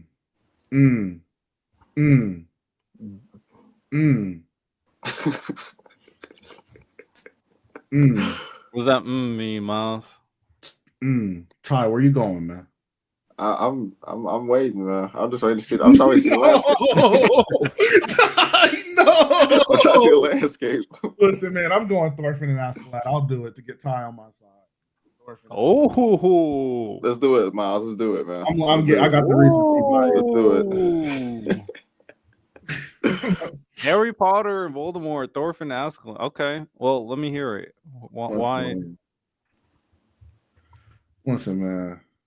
A lot of it is recency bias, but I can give credit to an author for subverting my expectations and having me follow alongside what I thought was the main villain, in order to kind of see it flip on its head and have their character have to go through a whole personal journey, because of their interactions, right? Whereas we get to see kind of Harry kind of build himself up to be someone suitable of kind of facing Voldemort in the end and being the hero that triumphs over evil. We get to see Thorfinn kind of start from nothing, build himself up as a killing machine to get revenge, lose that out, and then because of that interaction with that character, have to rebuild his entire being up back from zero again, in a different way. So I just give that more credit than just you building yourself up once to vanquish the evil. So that's where I'm going with it. I like Askeladd's presence throughout the story after his death. Like, it's actually like his presence is still so real. I actually reread the scene where they first meet Hild, and she was describing how her village was pillaged because of Askeladd, and how she found out who Thorfinn was because Askeladd called his name. Like, stuff like that. Like, his presence is still throughout the story. And his journey of becoming a true warrior was because of Askeladd, not Thor's, which is crazy. Mm-hmm. Santolani, Harry Potter. And the dynamic between Voldemort and Harry is amazing. Just the difference in values. Harry loves he values friendship, love, teams. Voldemort is just based on fear. Just uses everybody as pawns just to fulfill his ambition. Just the complete opposite of each other, and just destined. They're just destined to be polar opposites, but yet still linked. Like, it's I think I got them. Also, to write a character to be a father figure to the person who you took their father away in a way that's convincing. Like, I think him being a mentor figure to Thorfinn is very convincing, given the friction at the beginning of the relationship. I think that's very hard to accomplish. Like, I think people accept him as a convincing, and the story accepts him as a convincing mentor figure, even though he literally killed his dad. I think that's a crazy feat. I would say the only thing comparable to that with Harry and Voldemort is the fact that, as Santos said, they are polar opposites, but because they're linked, they do have a piece of each other in them, and like we see that's also like some to their biggest detriment. Like, there are times where Harry becomes a little bit more darker or more negative and things like that, and they can tell that, like, oh, that's the Voldemort in him. And then there are times where people have said, like, oh, Voldemort, you're being compassionate or you're having emotions and things like that, and he hates that fact, and he knows that's because that's a Harry in him that makes him feel like a human. And because of that weakness is why he seeks out Harry, and because of that darkness, that thing that's holding Harry down, is why Harry in his own way seeks out Voldemort. So, all right, both good arguments. I am tying vote, and I will have to pick Thorfinn and Askeladd. He beats Harry Potter and Voldemort. I think both of you guys make very compelling points. The driving force for me, the one that pushes me over the edge, is purely just like the drastic way Askeladd affects who Thorfinn is and just becomes and will be for the rest of his life. He's permanently affected on who Askeladd, what Askeladd has done for him, and it was unconventional, very unique. So go ahead. All right, second round, Light and L versus Reverse Flash and Flash. Real quick, I just wanted to Google. I just wanted to Google for Ty things that the Reverse Flash has done. Just a hot fire list. Well, save that for a harder matchup. Oh, harder matchup, then fine. Let's go home. The only thing that I heard about this list have me cracking up. No, there's one thing I heard about that I seen a clip. Like, we're family friendly here. We're the clip he's talking about. What are you talking about? Is that he basically interfered with a relationship that Barry had in a way that I was like, bro, what type of sick? Like, that's just sick, bro. Bro, no, I'm not gonna get into the big stuff, but some of the petty things. He went back in time and pushed Barry's arm so that he would miss catching a baseball in a game. He broke into his house he went back in time, broke into his house and let the back door out so his dog would get hit by a car. He was the monster in his bed as a kid. He pushed him down a flight of stairs when he was like 5. Like this thing is petty as hell. King petty. All right, semifinals matchup. We're almost done. Frieza and Goku versus Batman and Joker. Batman Joker. Yeah, I got Batman Joker.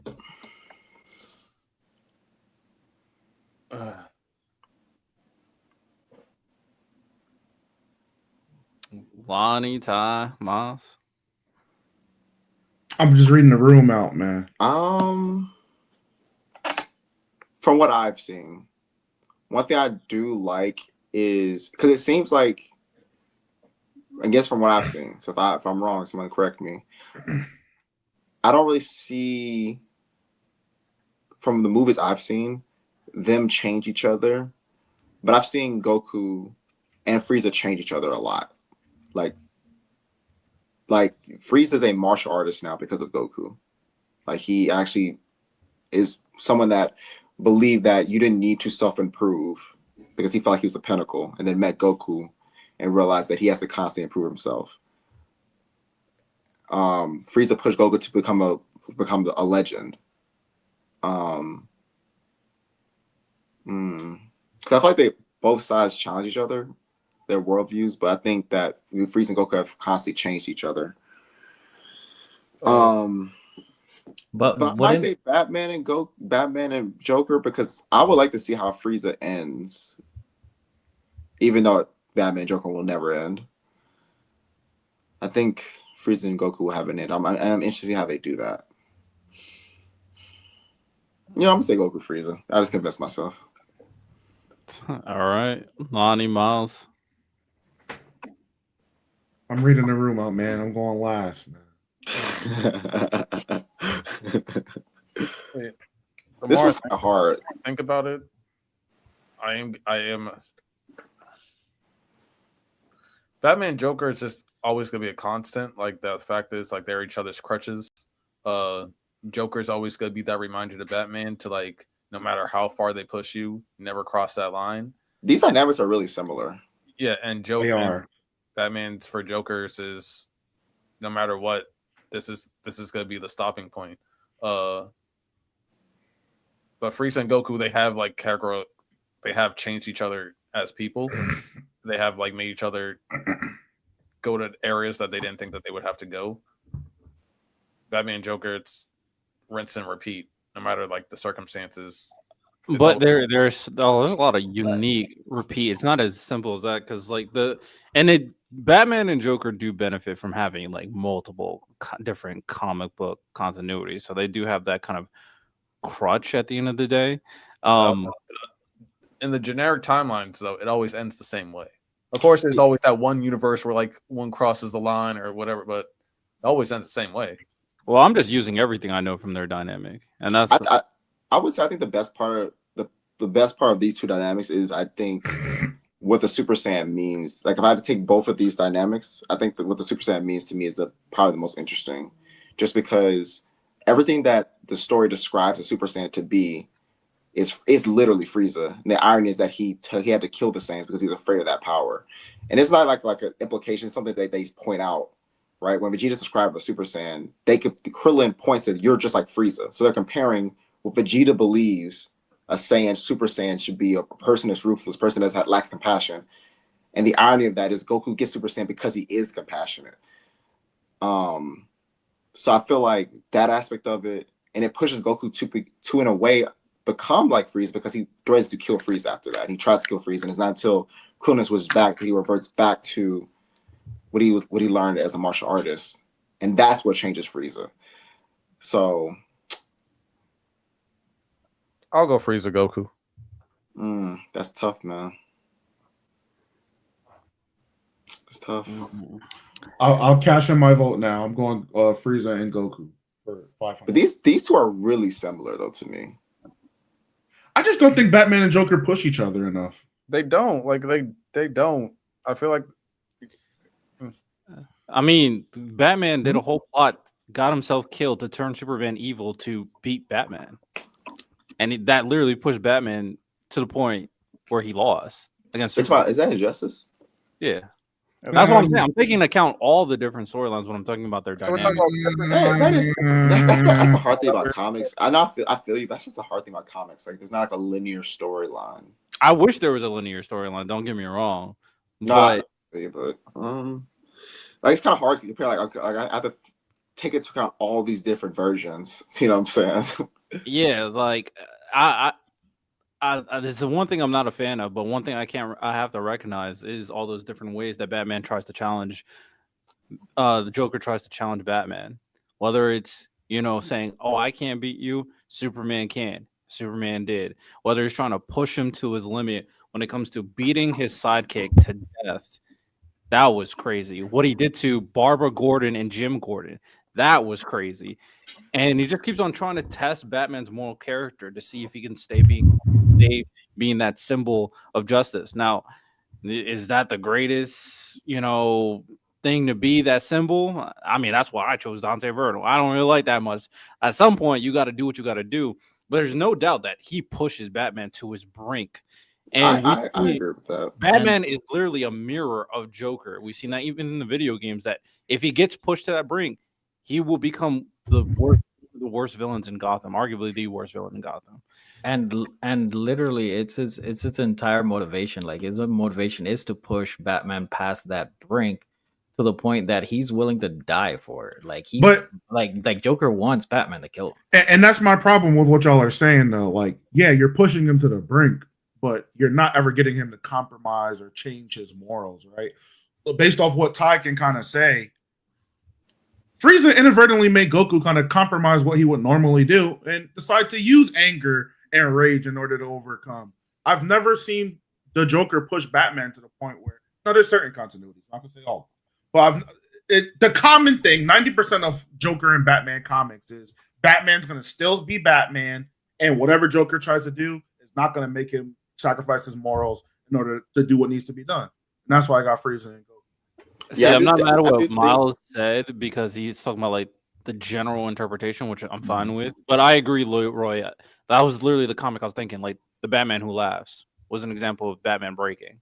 So, but like normal continuity, I get what you're referring to. Yeah, I think that I do. You can argue that Goku's morality is a bit more dynamic in this specific situation, because whether Frieza lives or dies depends on the situation rather than it's more cold, but also situation makes his more cold, more flexible. Like, his willingness to kill Frieza was because, at least in the beginning, because due to anger, but then him sparing Frieza in the Saiyan saga was because he felt like, I have the power to stop you if you do, but I will kill you if I have to. And we see a situation in the Versus F arc where he didn't have the power. See, I have to kill you because you're too dangerous. So it's, and then him offering to bring Frieza back. Probably don't peep this, but he lied to Frieza. When Whis brought back to life, Goku was like, nigga, what are you doing? He was going to use it and let him go back. But that's why I'm interested to see the Goku Black arc. Like, what decision will the characters make? Now, will we ever get that? Tortars might make another manga. Who knows? But okay. Well, I'll say, if we're talking about like the general storyline, the general understanding, I'm fine with Frieza Goku. But if you're taking into everything, I'm pretty comfortable saying Batman Joker. But Frieza and Goku did win. All right. Flash and Reverse Flash versus Thorfinn and Askeladd. I'm not well versed, so I can only go with what I know. Thorfinn and Askeladd. Reverse Flash went back in time. Killed his mom and then framed his dad for it. Reverse Flash thought that he shouldn't have friends, so he went back in time and killed his best friend and erased his best friend from existence so that he would grow up alone. He caused electro fire and burned down his house as a kid.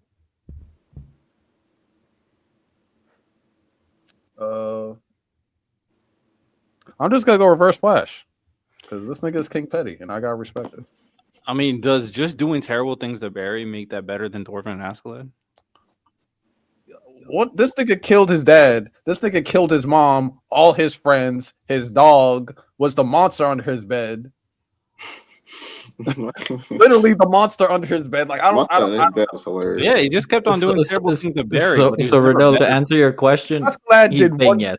This nigga did 48. He said, "Yeah."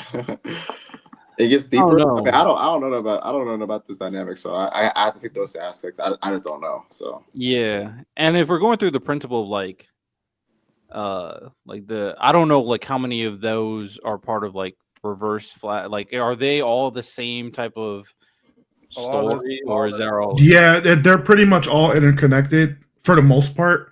Obviously, it's comics, so there's a lot of like interchanging webs. But the Reverse Flash is always Eobert Thawne. He's always a scientist from the future, who just hates the Flash. He starts off as a guy that kind of like idolizes him, hears stories about him because he's from a time where the Flash is dead. He kind of tries to replicate all of the things he can to become the Flash himself, but he kind of comes with the acceptance of like, if I become the Flash and there already is a Flash, I'm just going to be his nemesis forever. And then he just heavily leans into that role. He makes his whole life about just trying to ruin the Flash's life with his own abilities. I got Flash and Reverse Flash as well. Like Lonnie like pointed out a lot of like the pettier things, but he's just the antithesis to everything that the Flash is. He's the opposite in every single regard. And he pushes the Flash pretty far. And he pushes other events in the DC cinematic universe and comic universe really far. Flashpoint is because of him. So he does a lot. I gotta tap in. Fair enough. Sansa, what you got? Oh, I don't know much about the Reverse Flash and whatnot, but I got Thor's and Askeladd because it's 2-2. It's on Riddell. Good point. I go all the different things he's done, but I do like. All right, the big question is: does what the Reverse Flash do change Barry? The biggest thing that he did was do it go for back in Finland. time, kill his mom, and then frame his dad for it. That was like, Yeah. that's one of the big things between them. So objectively, yeah, he went back in time and altered his childhood. He took his mother away from him, and then also framed his dad for murder. I know that's a big one in terms of his backstory. Reverse Flash causing. I'm not okay. Like, and it can go towards the Batman and Joker thing to like directly answer your question. He doesn't change him much, right? Because just the way these heroes are presented in comics, their morals are meant to be unchanging, to not be nasty. But what I will say the Reverse Flash does do, he's like a all existing permanent enemy that will never go anywhere, just because of the fact that they exist in two like completely polar opposite like points in time. And he also has the ability to influence time like the Flash can. So while he may not directly always do something to the Flash or make him change, like, you know, personality-wise, morally, things like that, he always affects the world and has to make Barry kind of come up with new ways to tackle the issues he's presented with. So there's a point in time where Flash has to quite literally just reverse time. Like, this guy's done so much like irreparable damage. He's fucked up the world to the extent where I have to just reverse time. Or to speak on Lonnie's childhood point, the thing about his mother being framed is not the major part of that scenario. But what's happening is the grown-up Barry has to actively intervene in events in his past to make sure that his life stays the same type of deal. So it's the Flash and the Reverse Flash fighting in young Flash's house, trying to protect his mother and stuff. It gets really crazy, but y'all are not wrong either way picking Thorfinn and Askeladd. I just think it's for different reasons. Short and simple, Flash and Reverse Flash is a lot like Luffy and Blackbeard, but it's fully realized. That's the thing. Interesting. Actually, don't. You know what? I'll go. This is tough. There's very compelling arguments. Reverse Flash and Flash are definitely a toxic relationship. Because I went Thorfinn and Askeladd for, what was it, the Harry Potter one? That means you should stick with it. Is that what it means? That's what it means. Is that what it means? Sheesh. I mean, Askeladd gives Thorfinn's life meaning. Like after his father's death, like his life's purpose becomes vengeance, and literally gives him purpose, and also becomes his mentor. I'll have to tap into comics a little bit more. I can't help it. Thorfinn is one of my is top 3 protagonists of all time. I'm gonna have to go Vinland Saga. Very good argument, though. Very, very good argument. But bias wins in the end. All right. With that said, finals: Frieza and Goku versus Thorfinn and Askeladd. I'll be honest, I didn't think this would be the finals. I thought it would be like Harry Potter or Darth Vader and Batman. I'll probably have Vinland. Me too. I'm going Vinland. Oh, never mind. Salute. Stick true to the end. Were you gonna say Frieza Goku 2 Miles? Because I was thinking it, yeah. But you know what? I want to see how they end. I really do. For me, to get with the Frieza Black stuff. Yeah, I just want to see how that.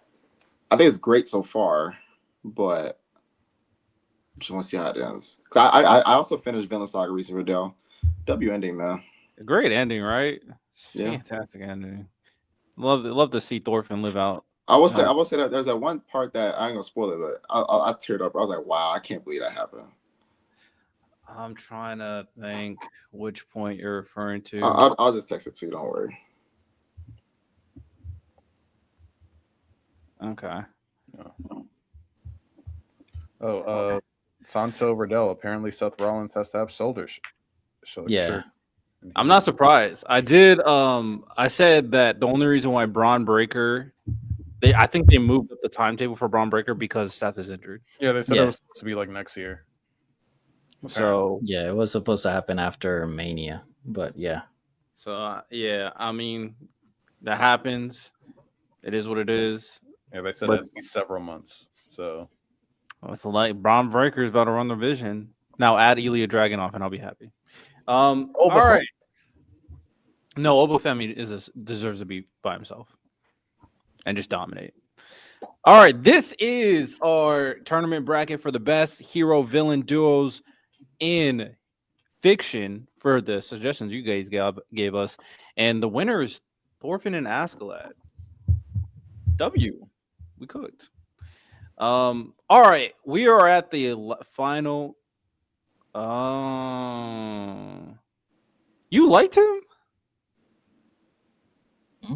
He was a dickhead, Ty. This is an insight. Oh, no. I'm thinking of someone else. I was like, bro. I'm like, bro. What are you? I don't say that. I'm gonna text you this. Hold on a second. Yeah, Santa. We're also gonna talk about the thing. That's the thing. You know what I'm talking about? The thing. Yeah. Yeah. All right. Did Miles? All right, we got it. Yeah. I for some reason I thought of like the one that loves to fight. That's why when I heard yeah, he sucked. But all right, we're at the closing arc of the podcast. We'll probably start wrapping things up to talk about that AI conversation. But if you guys want to extend the conversation or extend the podcast beyond 2 hours, feel free to send a super chat and we'll discuss whatever you want us to discuss. We'll discuss that. But we are in the closing arc. Miles, you did put in the group chat We want to talk about AI. Yeah. And, AI is taking over entertainment, but go ahead. So, and I'm gonna do a little bit of corporate shillism because it's not really corporate shillism, but people are kind of stupid. There's a new trend that I'm pretty sure everybody knows the producer Timbaland. He's made a venture with an AI company in order to create his very first AI artist. I have it somewhere. The artist is named Tata. Now it's an AI artist named Tata. She has music videos, she has songs already, and what they're doing is they're essentially they get a team of writers.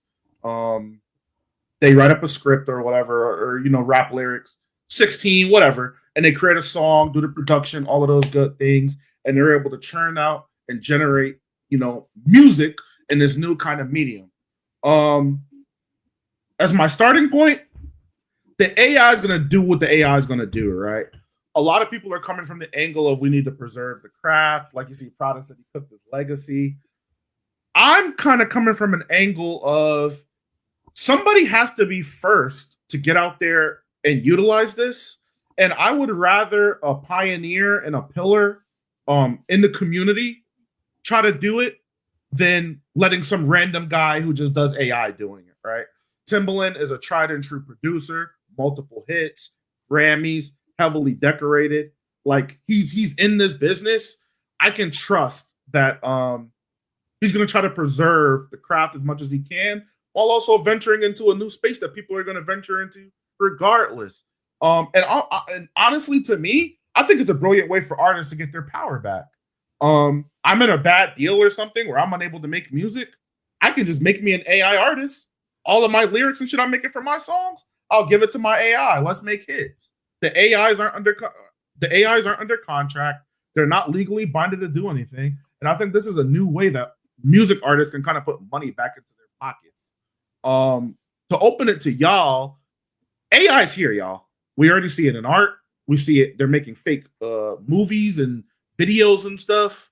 Are y'all starting to lean more towards the side of we need to hop in AI now and figure it out? Or are y'all just kind of open to being on strike about it and not doing anything while other people invade your spaces and do it for you? I do have a question in terms of this because Sure. so he's still producing beats, he's still he's still mastering, mixing it, and they're producing the lyrics for the AI artist as well. Is that correct? For the most part. Now, when they enter it, the software they're using is called Suno. I guess it does kind of tailor it to like an AI format, but yes, they're writing all of the lyrics, they're making a lot of the beat, and they're just putting it into that processor and letting it come out as an AI sort of created thing on the other end. My only pushback for it, like, I'm a graphic designer, and yes, AI has affected somewhat the field of work that I'm at. But I mean, it's either you adapt or you just get left. So, my suggestion to graphic designers out there is learn at least how to use AI. You don't have to use it, in my opinion. I personally don't when it comes to art and whatnot in my job, but if at least learn it so you have another skill if that does seem to continue being the trend. My only fear in terms of music is more towards like vocalists and artists, because if, let's say, a producer or a group of writers get together and whatnot, and they can actually create a good vocal act out there, that kind of limits artists being able to break through to a certain extent, because there really wouldn't be a need for a vocalist. So something like that, that's my only pushback towards that. I'm all for innovation, I'm all for progressing technology and or whatever the future has in terms of that, but it's such a slippery slope because you can advance in so many areas, but you could really stifle a whole job field in that case. My only pushback or rebuttal to what you're saying, I agree with you. We would just have to see how good this AI becomes, right? Because right now they're just going with the idea of we upload these demo tracks, and as we continue to upload and upload and upload and upload these to the Suno software, it'll eventually be able to kind of make it on its own, right? So I guess we'll just have to see how good these AIs kind of get at it, because I don't think, me personally, I don't think an AI will ever replace a real person. I just don't. I think there's a level of authenticity you get from a person actually being on the stage, performing live, being able to sing, dance, etc., that you'll never be able to get from an AI. But if we ever see an AI doing numbers like Drake, that'll be a cause for that'll be scary. So I mean, yeah, AI is the future. I've always said that I'm cool with AI, but we just need regulation. That's always kind of been my principle. But there's no doubt AI is going to be here. There's always back and forth arguments in terms of AI. It's going to take away more kind of like certain jobs on like the lower scale, but the idea is supposed to create jobs on other scales. But will that truly manifest depending on how it's utilized? And that is a question we have to see. I do think it's getting streamlined a little bit. I actually do think an AI artist is very plausible, and it could get pretty famous. I mean, people get horny off of freaking virtual reality women. So it's like, what's the difference between an AI and a VTuber? Like, if we're being honest. So I think it'll be pretty good, but I do think it just needs to be put in the right direction, which is I like your point about someone established using it. That is interesting. It's better than someone who doesn't know what they're doing in terms of the music industry. But eventually, once we start inputting these different things, there's going to be more laws put in place to determine, okay, what is copyright? We've been having that back and forth in terms of copyright, fair use, those type of rights. And I mean, it's even going as far as, because I don't know if you guys saw this. So they're using AI in anime too. And this is Sora 2 is a big platform right now, where Sora 2 is like a social media site where people are just using AI to just do anything. Like they make Jake Paul look gay on there, and just like the Kobe Bryant stuff is like crazy. Have y'all seen the Kobe Bryant one? I didn't see the Kobe Bryant. I saw the Martin Luther King one though. That one was crazy. Like, what? But what's that? I sent it to the BSS TikTok. What Stephen Hawkins? I saw that one too. Listen, I've been dying online. The internet's undefeated, bro. So it's just creating just one. This don't bad for AI. Like hell I am! Zero! Getsuga! Tensho!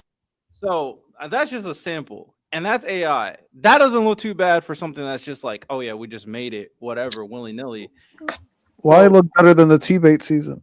Hey man, yo. But this guy said he just put classic anime in there, and then it created some crazy. It looks awful. This is just like a random AI thing. Like better than you have to put that One Punch Man episode.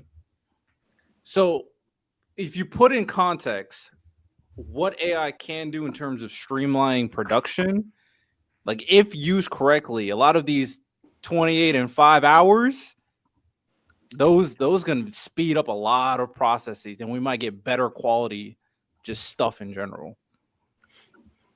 Random showing up at the closing arc. What's up, big dog? What's going on, man? And we're talking about AI.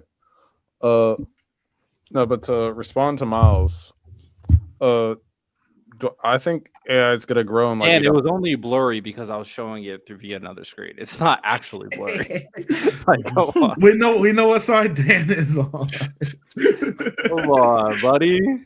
All right, go ahead, Lonnie. But no, respond to Miles. AI is definitely gonna grow and expand. I don't know how far it's gonna go. Now, do I think that in the timing right now with the political and financial climate that we're all in, do I think that AI is going to get maybe used and abused a little bit too much and it's going to end up hurting some people? Yeah, but that's also a result of evolution in a new industry. but I don't really see like a huge difference between about like because you said like it's Timberland and a bunch of writers making songs and stuff like that. But the only difference between that, them doing that, and them giving those songs to an industry plant is that it's a person compared to a computer. So like of course the human element's not there, but in terms of just giving an artist a song, that there's only so much difference between there. But I don't know. Like Santo said, it's a slippery slope. I definitely think that the climate that we're in, it's going to get used and abused until it's regulated. But at the same time, we don't know how it's going to be regulated. And also, a few years from now, it's going to be it's going to be even more dominant and more. I don't know. Random is really distracting me with what the hell are those? What are you doing? Just got some glasses. They're gonna have to really rework copyright laws and things like that. But to my overarching point, I'm happy Timbaland is doing it and not some random dude in his studio is just doing it who got hired by Interscope. I'm glad it's an established person, and I hope it continues to be established people that are doing it. And go ahead. No, I was gonna say because you said something in terms of if a artist themselves because of like they have a bad deal with record producers whatnot, they can push their music out by making something of their own type thing. We know how we know how the music industry works. Like there's gonna be clauses out of this world. Like they're not gonna allow them to do stuff like that in the future. For now, it's fair game. Yeah, for now, it's fair game. I'd be dropping hella music if I was in a bad deal. Prada, you say that now, but in a few years from now, you might hear a song for the first time, and you're like, "Oh, this song is fire. I'm adding it to my list right now." And then you find out it's AI. There's an example already. Rather Lie was mostly AI for the Weeknd's vocals that nobody knew. Yeah, AI. I think people see like these random. I didn't know that. Rather Lie is random. It's mostly AI. Cardi stuff is real, but a lot of the Weeknd's vocals are AI. I think people get misconstrued just because they see like random uses of AI where it's like obviously AI. No, AI is going to be one of those tools that are used where there's going to be a lot of instances where you don't know that AI is being used. So just got to be ready for it.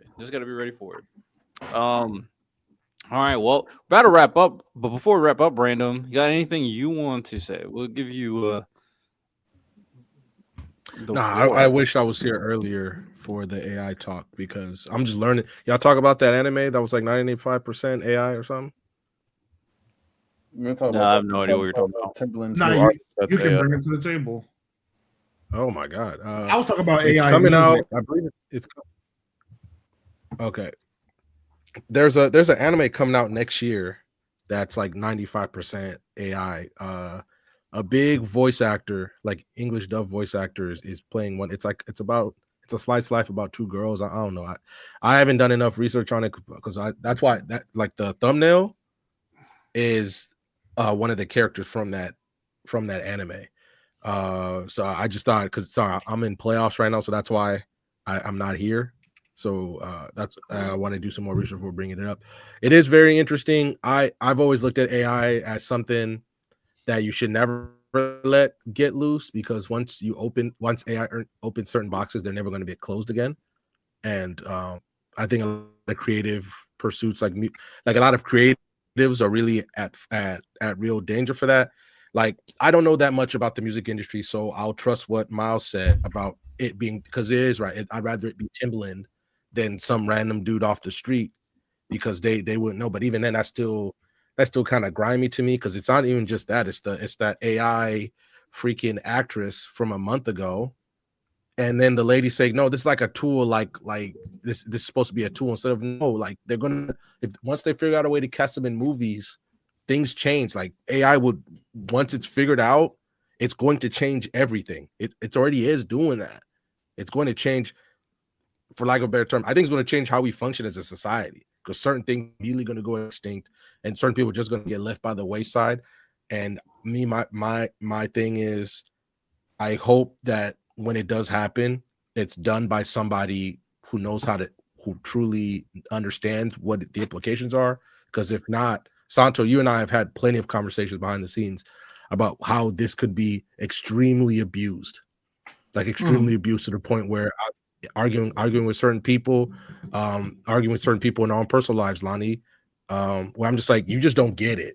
And I don't want to waste the time explaining it to you because you just don't get it until it comes for your job. Like me and Santo we were talking about this 2-3 years ago, before things even got really real. We were talking about it. We were telling people, and people didn't listen. But I'm also at the same time, Santo, I told you before, I'm surprised because I thought people would just see AI and be like, absolutely, this is it, absolutely. And there's been a lot of pushback because I think a lot of people see, despite even whether or not it's the more involved person or even the layman's person is seeing the faults of this. And now, but I think it might already be too late. With it looks like EA's taking a turn after being bought by that Saudi fund. They're really pushing AI. Obviously it's gonna come for anime eventually. It's gonna come for music because I've fallen for it. I've listened to the whole Drake album. I was like, what the fuck is this? And it turned out to be a full AI album.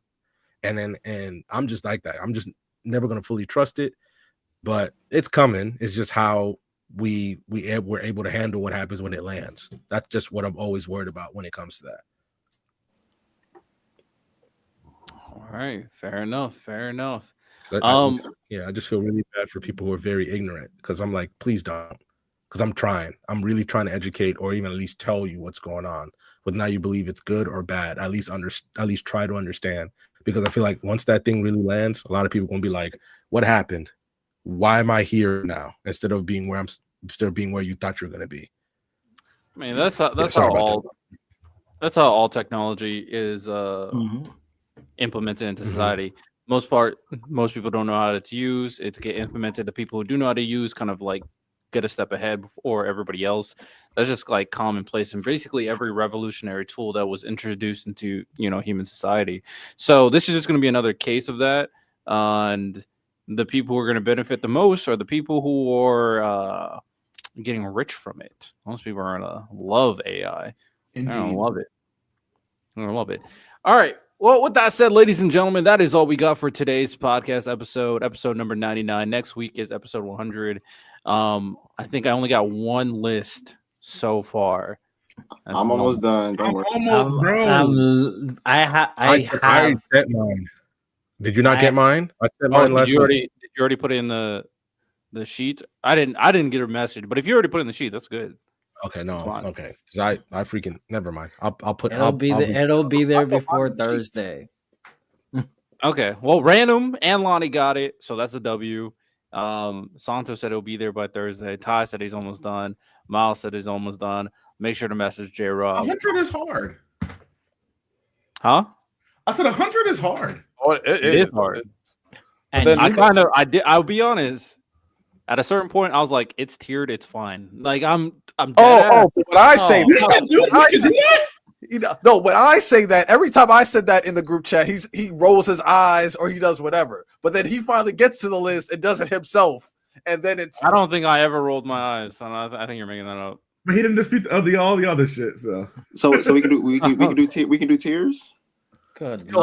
That's not 30 or 40. I just started doing tiers. Riddell, I got you 50 in order, gang. I can do the last 50. I can finish these 50 in tiers.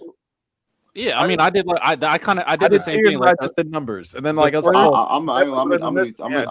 do ordered tiers to a degree. Yeah, it's ordered tiers. Like for the most part, how I did mine is I started out tiering it, and then I put like the first 50 in order. And then I was like, all right, there's other ones. I'm not mad at it. If I really want to move it up, I did. Like I didn't overly stress the last 50, but it's still like in an order that I approve of. Okay, cool. Yeah, it's nothing crazy. Yeah, I wish someone would be like, why do you have that at 78 and that at 81? You could put my balls on some hummus and some pita bread to the face. Like he's crazy. All right, Riddell, are you going to show all of our list, or are you going to just do the averages and show that final list? Yeah, I'll probably show everybody's list, but I'll have obviously the main one. We'll see how everything looks once it's on the Google sheet, because that's going to be a lot of names. So I'll have to see how it looks first. And by the way, I think I'll be able to show everybody. Y'all going to see One Piece not top 10? Ooh.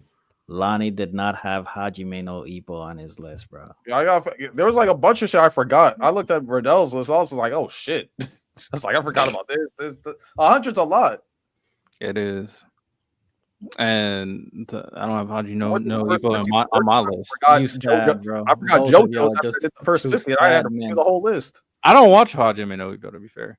All right. With that said, appreciate everybody who tuned in for the podcast. Again, as always, like and subscribe, rate the podcast 5 stars, share with your friends and family. Tune in next Tuesday for another podcast episode for the big number 100, and tune into Open Dojo. Any other things that you guys want to shout out before we wrap it up? I'll talk about next week, but shout out Kobe for recommending Hand Jumper. It's a #1 thriller series on Webtoons. I'll talk about it next week, but it's pretty fire. It's pretty fire. All right, W. Oh, Miles left. Miles left. But I needed to talk to him, but it's fine. All right, y'all have a good one. Take care and peace.